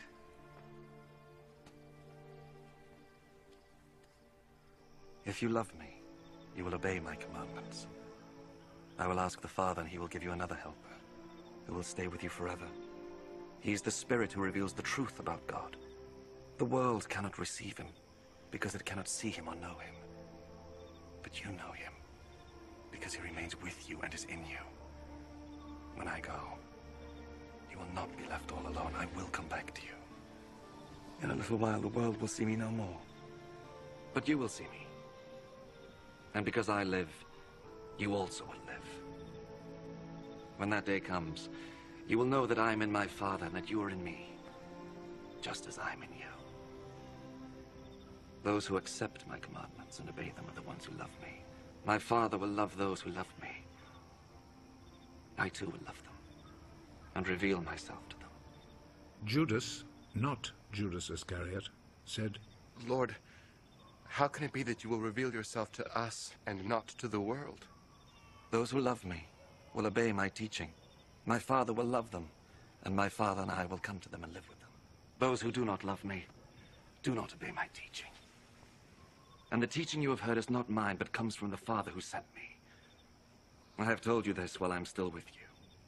The help of the Holy Spirit, whom the Father will send in my name, will teach you everything and make you remember all that I've told you. Peace is what I leave with you. It is my own peace that I give you. I do not give it as the world does. Do not be worried and upset. Do not be afraid. You heard me say to you, I'm leaving, but I will come back to you. If you loved me, you would be glad that I am going to the Father, for he is greater than I. I have told you this now, before it all happens, so that when it does happen, you will believe. I cannot talk with you much longer, because the ruler of this world is coming. He has no power over me, but the world must know that I love the Father, and that is why I do everything as he commands me. Come, let us go from this place. I am the real vine, and my Father is the gardener. He breaks off every branch in me that does not bear fruit, and he prunes every branch that does bear fruit, so that it will be clean and bear more fruit. You have been made clean already by the teaching I have given you. Remain united to me, and I will remain united to you.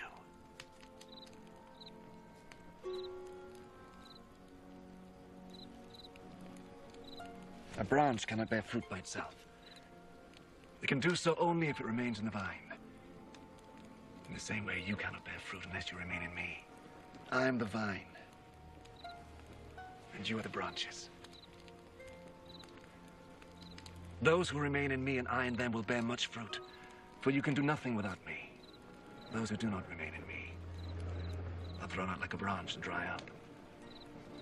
Such branches are gathered up and thrown into the fire, where they are burned.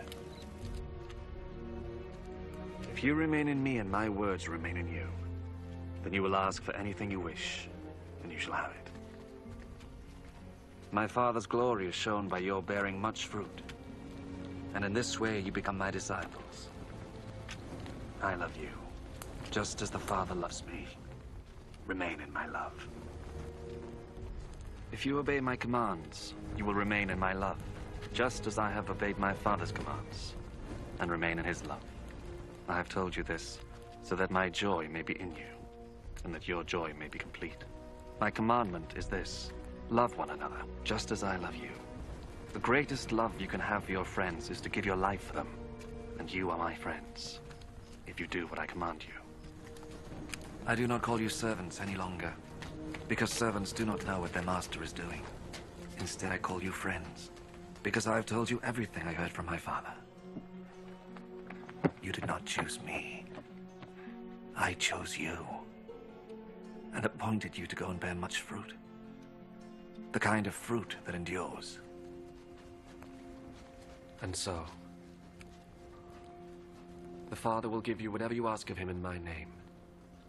This, then, is what I command you.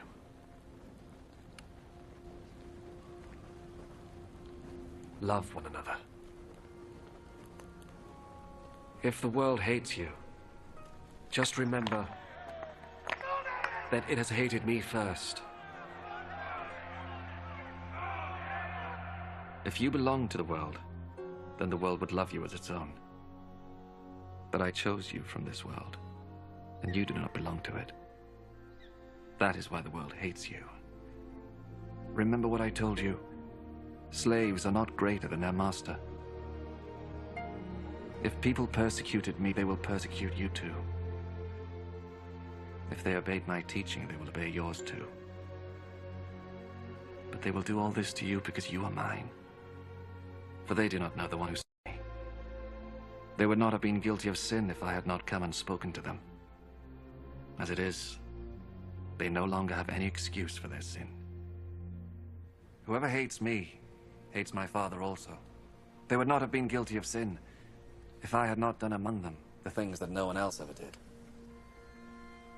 As it is, they have seen what I did, and they hate both me and my Father. This, however, was bound to happen, so that what is written in their law may come true. They hated me for no reason at all. The Helper will come, the Spirit who reveals the truth about God and who comes from the Father. I will send him to you from the Father, and he will speak about me, and you too will speak about me, because you have been with me from the very beginning. I have told you this so that you will not give up your faith. You will be expelled from the synagogues. And the time will come when those who kill you will think that by doing this they are serving God. People will do these things to you because they have not known either the Father or me. But I have told you this so that when the time comes for them to do these things, you will remember what I told you. I did not tell you these things at the beginning, for I was with you. But now I am going to him who sent me. Yet none of you asks me where I am going. And now that I have told you, your hearts are full of sadness. But I am telling you the truth. It is better for you that I go away. Because if I do not go, the Helper will not come to you. But if I do go away, then I will send him to you. And when he comes, he will prove to the people of the world that they are wrong about sin, and about what is right, and about God's judgment. They are wrong about sin because they do not believe in me. They are wrong about what is right because I am going to the Father and you will not see me anymore. And they are wrong about judgment because the ruler of this world has already been judged. I have much more to tell you, but now it would be too much for you to bear. When, however, the Spirit comes, who reveals the truth about God, he will lead you into all the truth. He will not speak on his own authority, but he will speak of what he hears, and will tell you of things to come. He will give me glory, because he will take what I say and tell it to you. All that my Father has is mine. That is why I said that the Spirit will take what I give him and tell it to you. In a little while you will not see me anymore. And then a little while later you will see me.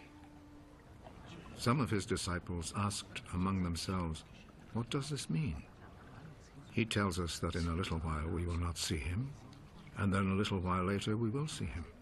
And he also says, "It is because I am going to the Father." What does this "a little while" mean? We don't know what he is talking about. Jesus knew that they wanted to question him. I said, in a little while you will not see me, and then a little while later you will see me. Is this what you are asking about among yourselves? I am telling you the truth. You will cry and weep, but the world will be glad. You will be sad, but your sadness will turn into gladness. When a woman is about to give birth, she is sad because the hour of suffering has come. But when the baby is born, she forgets her suffering because she is happy that a baby has been born into the world. That is how it is with you. Now you are sad, but I will see you again, and your hearts will be filled with gladness, the kind of gladness that no one can take away from you.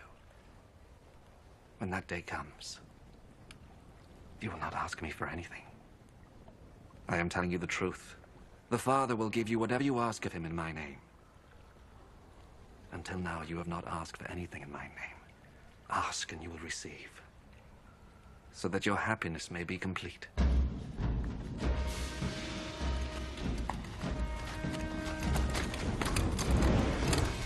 I have used figures of speech to tell you these things.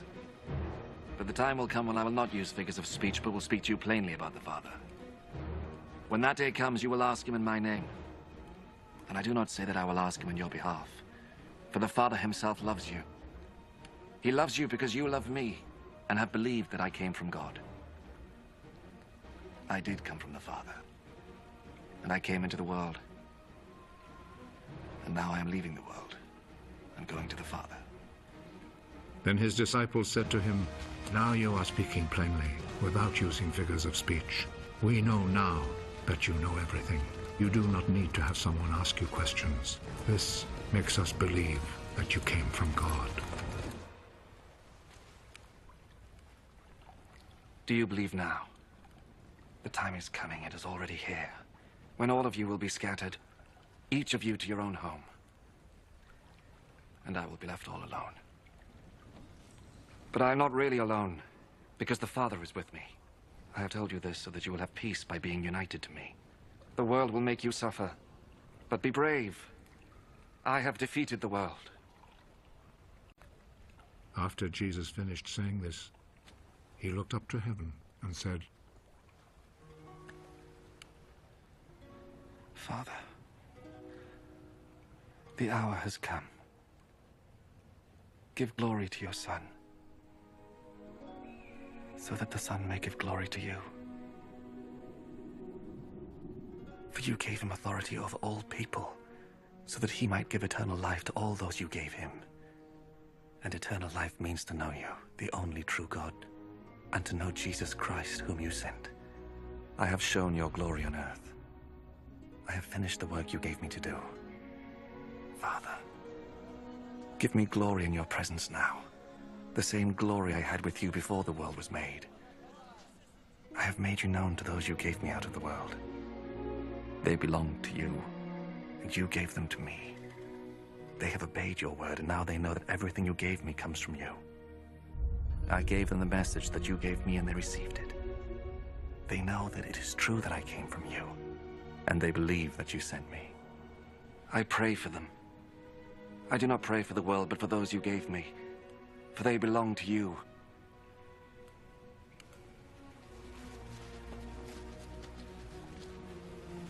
All I have is yours. And all you have is mine. And my glory is shown through them. And now I am coming to you. I am no longer in the world, but they are in the world. Holy Father, keep them safe by the power of your name, the name you gave me, so that they may be one, just as you and I are one. While I was with them, I kept them safe by the power of your name, the name you gave me. I protected them, and not one of them was lost, except the man who was bound to be lost, so that the scripture might come true. And now I am coming to you, and I say these things in the world, so that they might have my joy in their hearts in all its fullness. I gave them your message, and the world hated them, because they do not belong to the world, just as I do not belong to the world. I do not ask you to take them out of the world, but I do ask you to keep them safe from the evil one. Just as I do not belong to the world, they do not belong to the world. Dedicate them to yourself by means of the truth. Your word is truth. I sent them into the world just as you sent me into the world. And for their sake, I dedicate myself to you in order that they, too, may be truly dedicated to you. I pray not only for them, but also for those who believe in me because of their message. I pray that they may all be one. Father, may they be in us, just as you are in me and I am in you. May they be one so that the world will believe that you sent me. I gave them the same glory you gave me, so that they may be one just as you and I are one. I in them and you in me, so that they may be completely one, in order that the world may know that you sent me, and that you love them as you love me. Father, you have given them to me, and I want them to be with me where I am, so that they may see my glory, the glory you gave me. For you loved me before the world was made. Righteous Father, the world does not know you, but I know you, and these know that you sent me. I made you known to them, and I will continue to do so, in order that the love you have for me may be in them, and so that I also may be in them. After Jesus had said this prayer, he left with his disciples and went across Kidron Brook.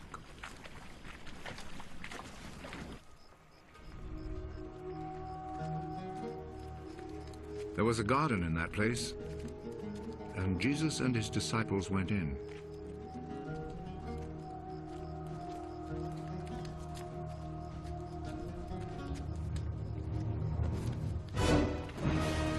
Judas, the traitor, knew where it was, because many times Jesus had met there with his disciples. So Judas went to the garden, taking with him a group of Roman soldiers and some temple guards sent by the chief priests and the Pharisees. They were armed and carried lanterns and torches.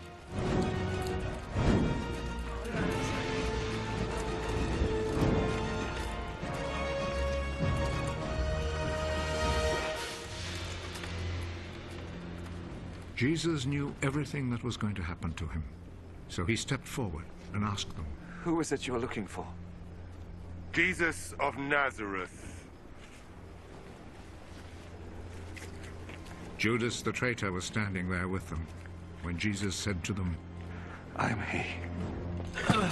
They moved back and fell to the ground.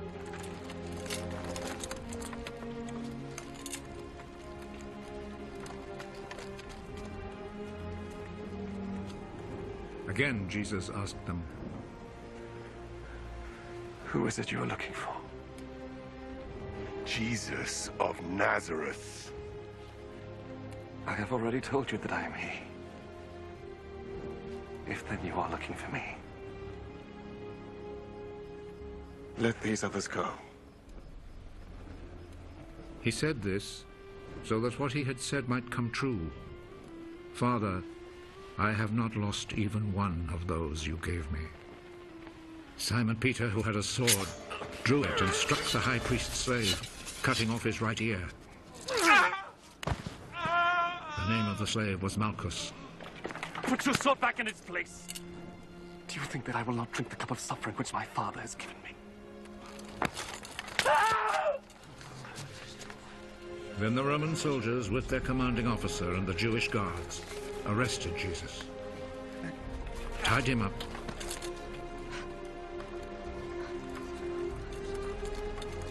and took him first to Annas.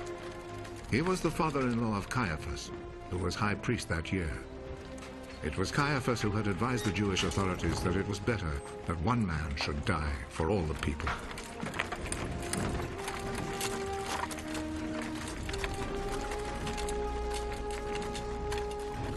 Simon Peter and another disciple followed Jesus. That other disciple was well known to the high priest, so he went with Jesus into the courtyard of the high priest's house, while Peter stayed outside by the gate.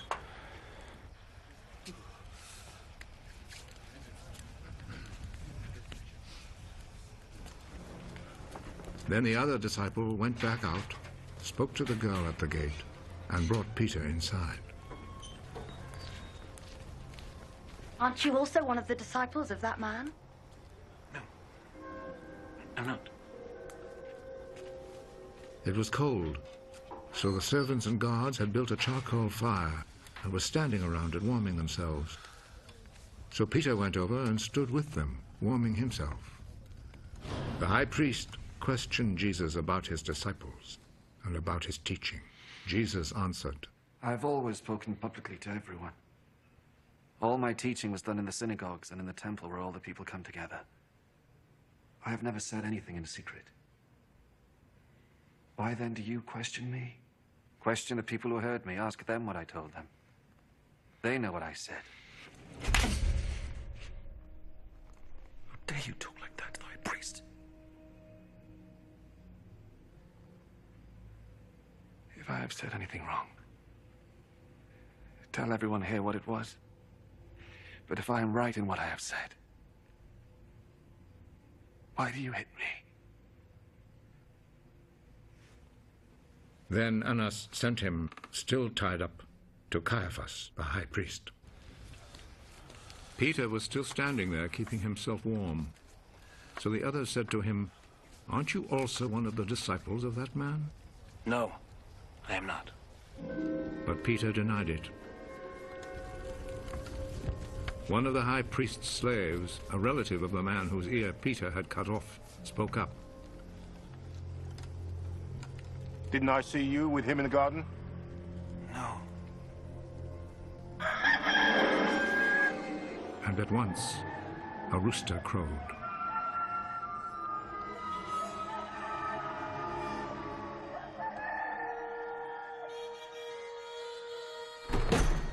Early in the morning, Jesus was taken from Caiaphas' house to the governor's palace.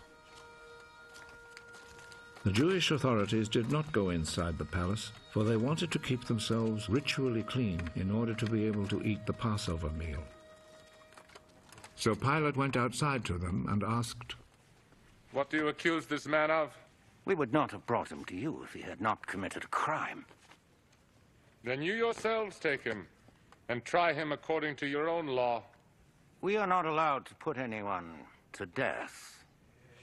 This happened in order to make come true what Jesus had said when he indicated the kind of death he would die.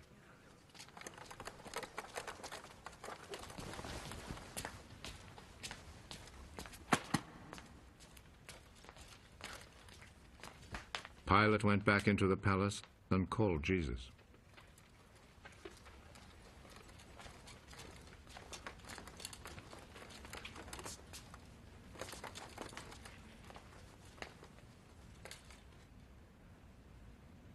Are you the king of the Jews?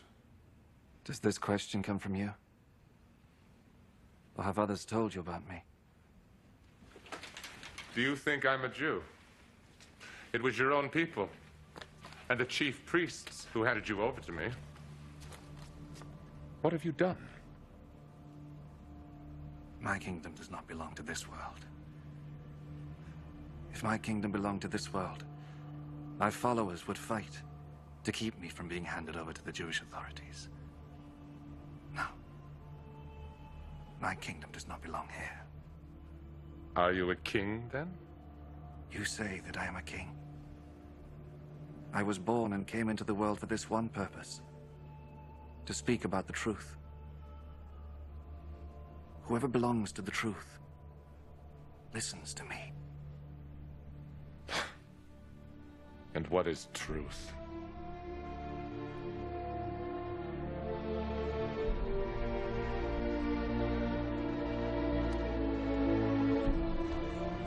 Then Pilate went back outside to the people and said to them, I cannot find any reason to condemn him, but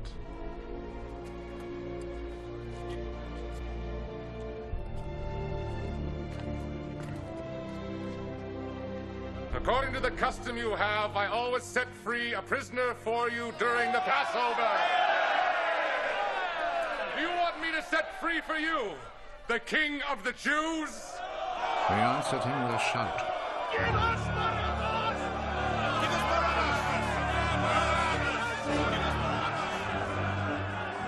Barabbas was a bandit.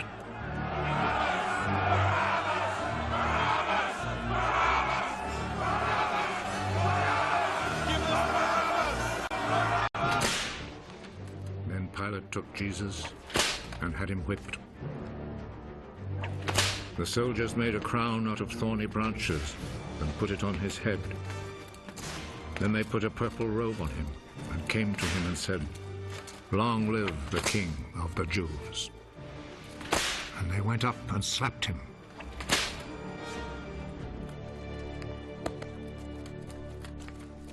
Pilate went back out once more and said to the crowd,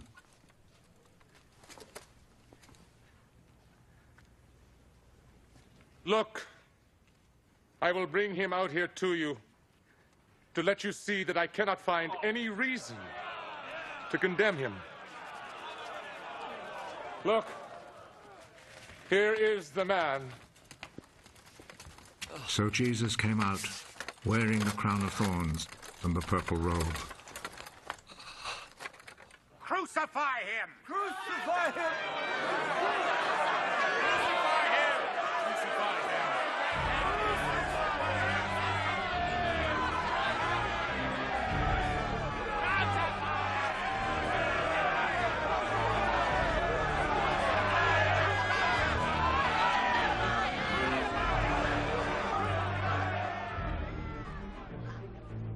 You take him then and crucify him. I find no reason to condemn him. We have a law that says he ought to die because he claimed to be the Son of God.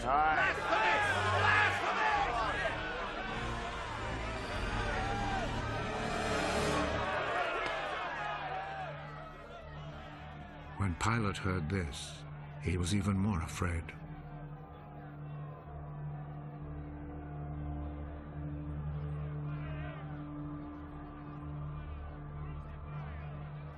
He went back into the palace and asked Jesus, "Where do you come from?" But Jesus did not answer. "You will not speak to me. Remember, I have the authority to set you free, and also to have you crucified." You have authority over me. Only because it was given to you by God. So the man who handed me over to you is guilty of a worse sin.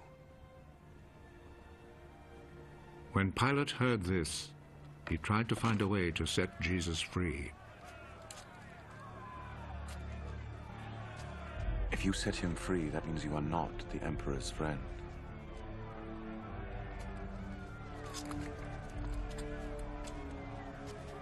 Anyone who claims to be a king is a rebel against the Emperor.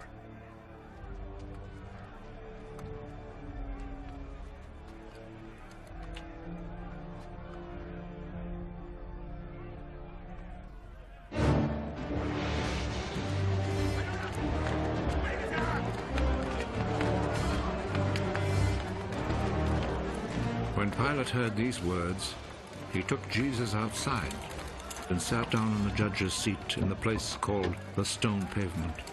In Hebrew, the name is Gabbatha.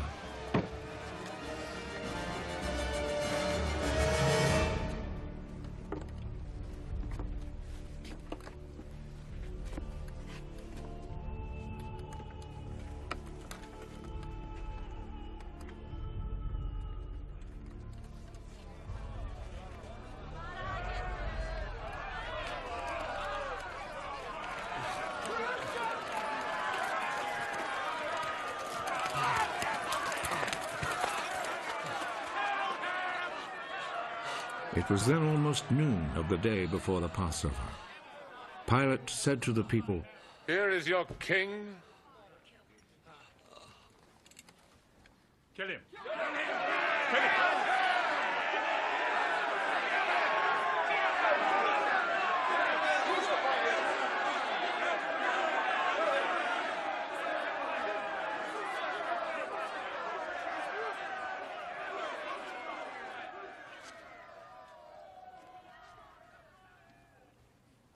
Do you want me to crucify your king?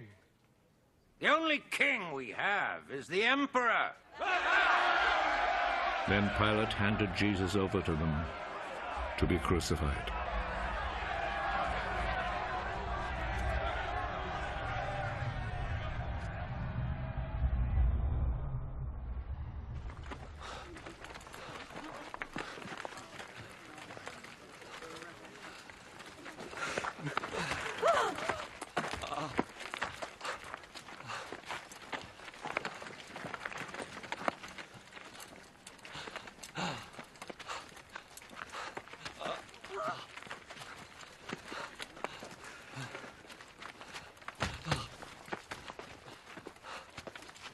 So they took charge of Jesus. He went out, carrying his cross, and came to the place of the skull, as it is called. In Hebrew, it is called Golgotha.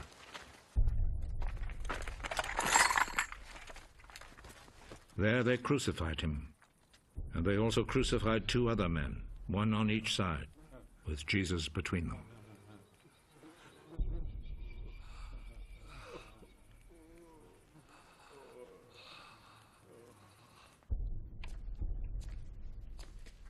Pilate wrote a notice and had it put on the cross.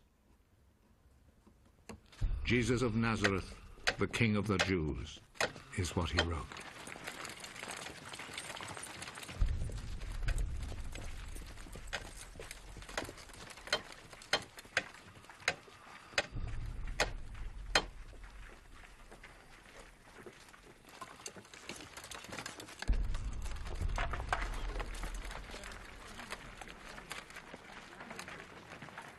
Many people read it because the place where Jesus was crucified was not far from the city. The notice was written in Hebrew, Latin, and Greek.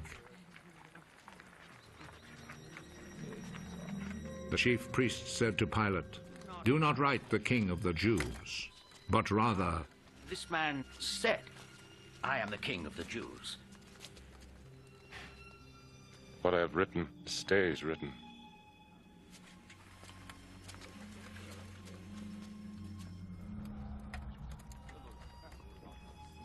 After the soldiers had crucified Jesus, they took his clothes and divided them into 4 parts, 1 part for each soldier. They also took the robe, which was made of 1 piece of woven cloth without any seams in it. The soldiers said to one another, "Let's not tear it. Let's throw dice to see who will get it." This happened in order to make the scripture come true. They divided my clothes among themselves and gambled for my robe. And this is what the soldiers did. Standing close to Jesus' cross were his mother's sister, Mary, the wife of Clopas, and Mary Magdalene. Jesus saw his mother and the disciple he loved standing there.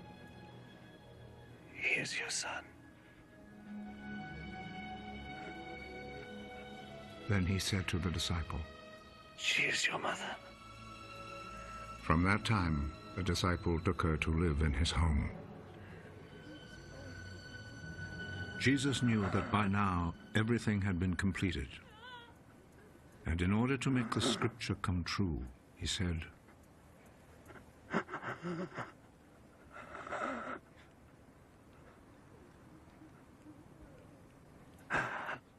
I am thirsty. A bowl was there, full of cheap wine. So a sponge was soaked in the wine, put on a stalk of hyssop, and lifted up to his lips.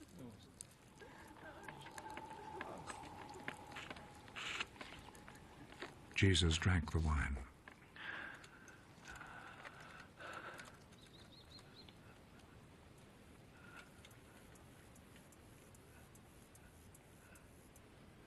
It is finished. Then he bowed his head and gave up his spirit.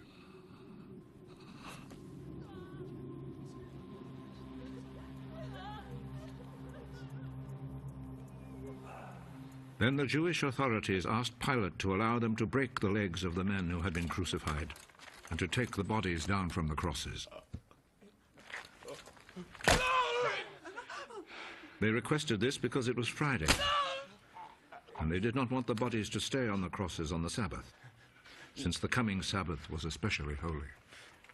So the soldiers went and broke the legs of the first man, and then of the other man who had been crucified with Jesus.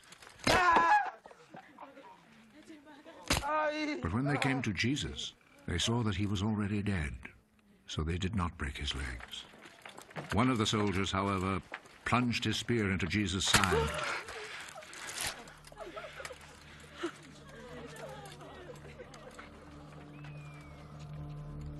And at once, blood and water poured out. The one who saw this happen has spoken of it, so that you may also believe. What he said is true, and he knows that he speaks the truth. This was done to make the scripture come true. Not one of his bones will be broken. And there is another scripture that says, people will look at him whom they pierced.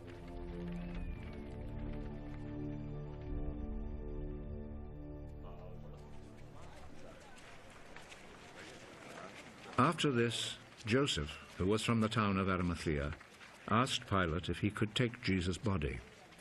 Joseph was a follower of Jesus, but in secret because he was afraid of the Jewish authorities. Pilate told him he could have the body, so Joseph went and took it away. Nicodemus, who at first had gone to see Jesus at night, went with Joseph, taking with him about 100 pounds of spices, a mixture of myrrh and aloes. The 2 men took Jesus' body and wrapped it in linen cloths with the spices, according to the Jewish custom of preparing a body for burial. There was a garden in the place where Jesus had been put to death, and in it there was a new tomb where no one had ever been buried. Since it was the day before the Sabbath, and because the tomb was close by, they placed Jesus' body there. Early on Sunday morning, while it was still dark, Mary Magdalene went to the tomb and saw that the stone had been taken away from the entrance. She went running to Simon Peter and the other disciple whom Jesus loved.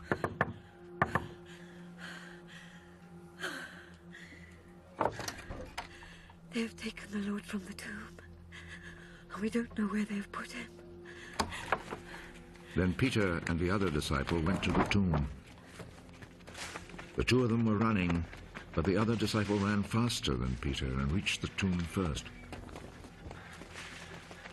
He bent over and saw the linen cloths, but he did not go in.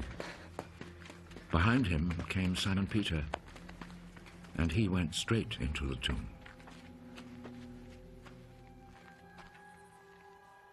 He saw the linen cloths lying there, and the cloth which had been around Jesus' head. It was not lying with the linen cloths, but was rolled up by itself.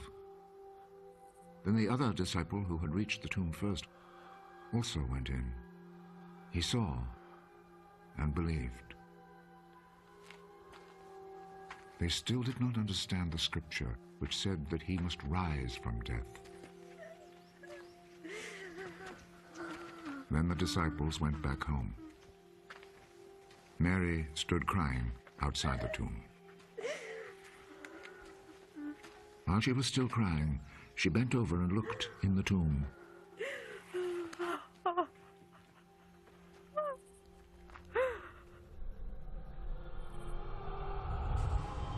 And saw two angels there, dressed in white, sitting where the body of Jesus had been, one at the head, the other at the feet. "Woman, why are you crying?" they asked her.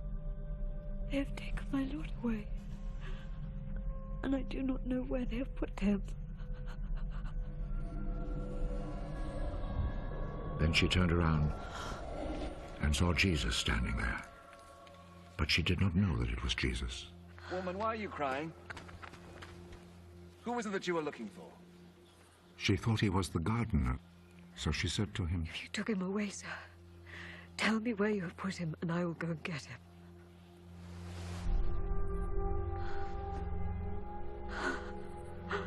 Mary. She turned toward him and said in Hebrew, Rabboni. This means teacher. Do not hold on to me, because I have not yet gone back up to the Father. But go to my brothers and tell them, I am returning to him who is my Father and their Father, my God and their God. So Mary Magdalene went and told the disciples that she had seen the Lord, and related to them what he had told her. It was late that Sunday evening, and the disciples were gathered together behind locked doors because they were afraid of the Jewish authorities. Then Jesus came and stood among them. Peace be with you. After saying this, he showed them his hands and his side.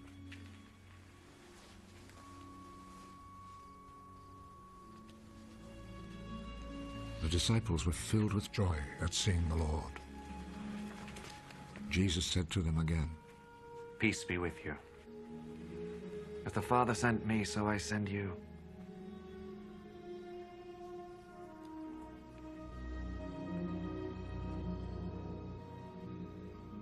Then he breathed on them.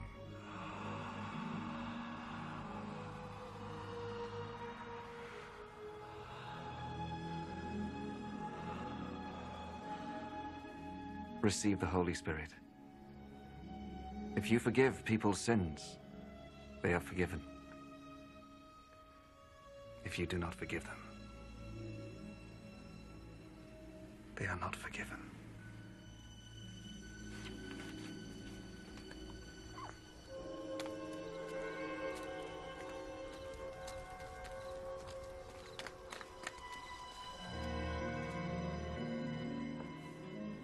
One of the 12 disciples, Thomas, called the twin, was not with them when Jesus came. So the other disciples told him, "We have seen the Lord." Unless I see the scars of the nails in his hands, and put my finger on those scars, and my hand in his side, I will not believe.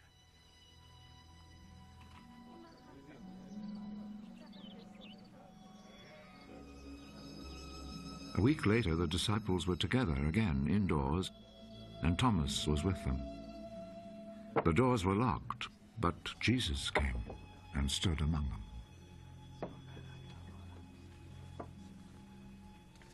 Peace be with you.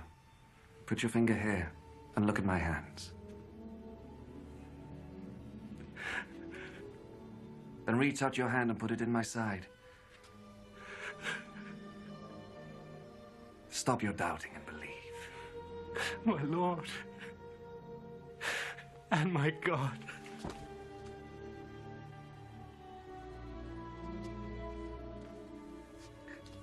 Do you believe because you see me? How happy are those who believe without seeing me?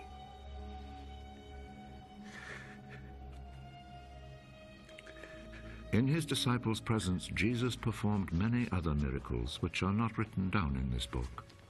But these have been written in order that you may believe that Jesus is the Messiah, the Son of God, and that through your faith in him you may have life. After this, Jesus appeared once more to his disciples at Lake Tiberias. This is how it happened. Simon Peter, Thomas, called the twin, Nathaniel, the one from Cana in Galilee, the sons of Zebedee, and 2 other disciples of Jesus were all together. Simon Peter said to the others, I'm going fishing. "We will come with you," they told him.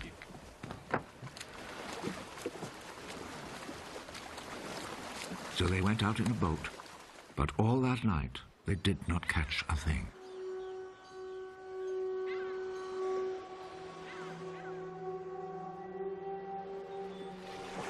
As the sun was rising, Jesus stood at the water's edge.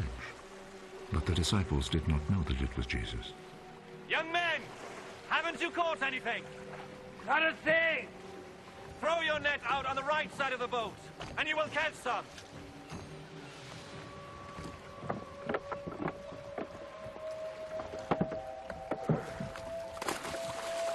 So they threw the net out and could not pull it back in because they had caught so many fish.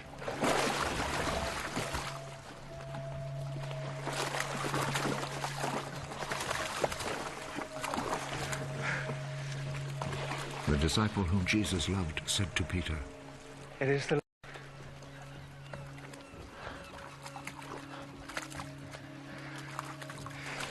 When Peter heard that it was the Lord, he wrapped his outer garment around him, for he had taken his clothes off, and jumped into the water.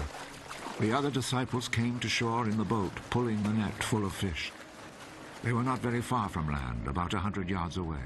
When they stepped ashore, they saw a charcoal fire there with fish on it and some bread.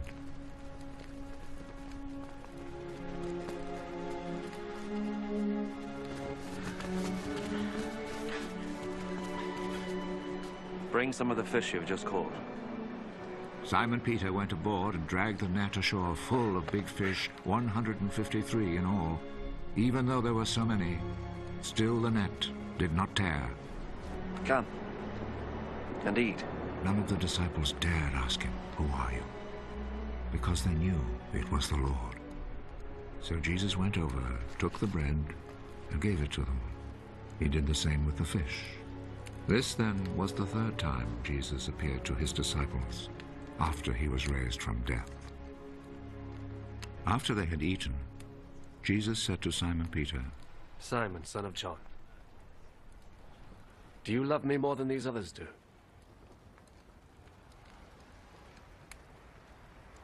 Yes, Lord. You know that I love you. Take care of my lambs. A second time, Jesus said to him, Simon, son of John, do you love me? Yes, Lord. You know that I love you. Take care of my sheep.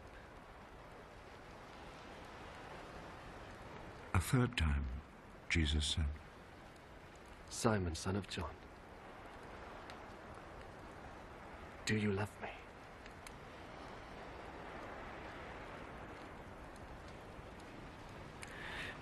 Peter became sad because Jesus asked him the third time, do you love me?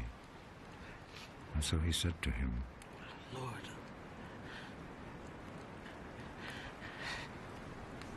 you know everything. You know that I love you.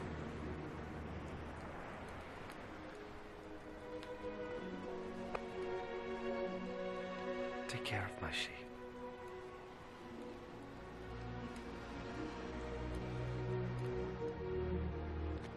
I am telling you the truth. When you were young, you used to get ready and go anywhere you wanted to. But when you are old, you will stretch out your hands, and someone else will tie you up and take you where you don't want to go. In saying this, Jesus was indicating the way in which Peter would die and bring glory to God. Then Jesus said to him, Follow me. Peter turned round and saw behind him that other disciple whom Jesus loved, the one who had leaned close to Jesus at the meal and had asked, Lord, who is going to betray you? When Peter saw him, he asked, Lord, what about this man?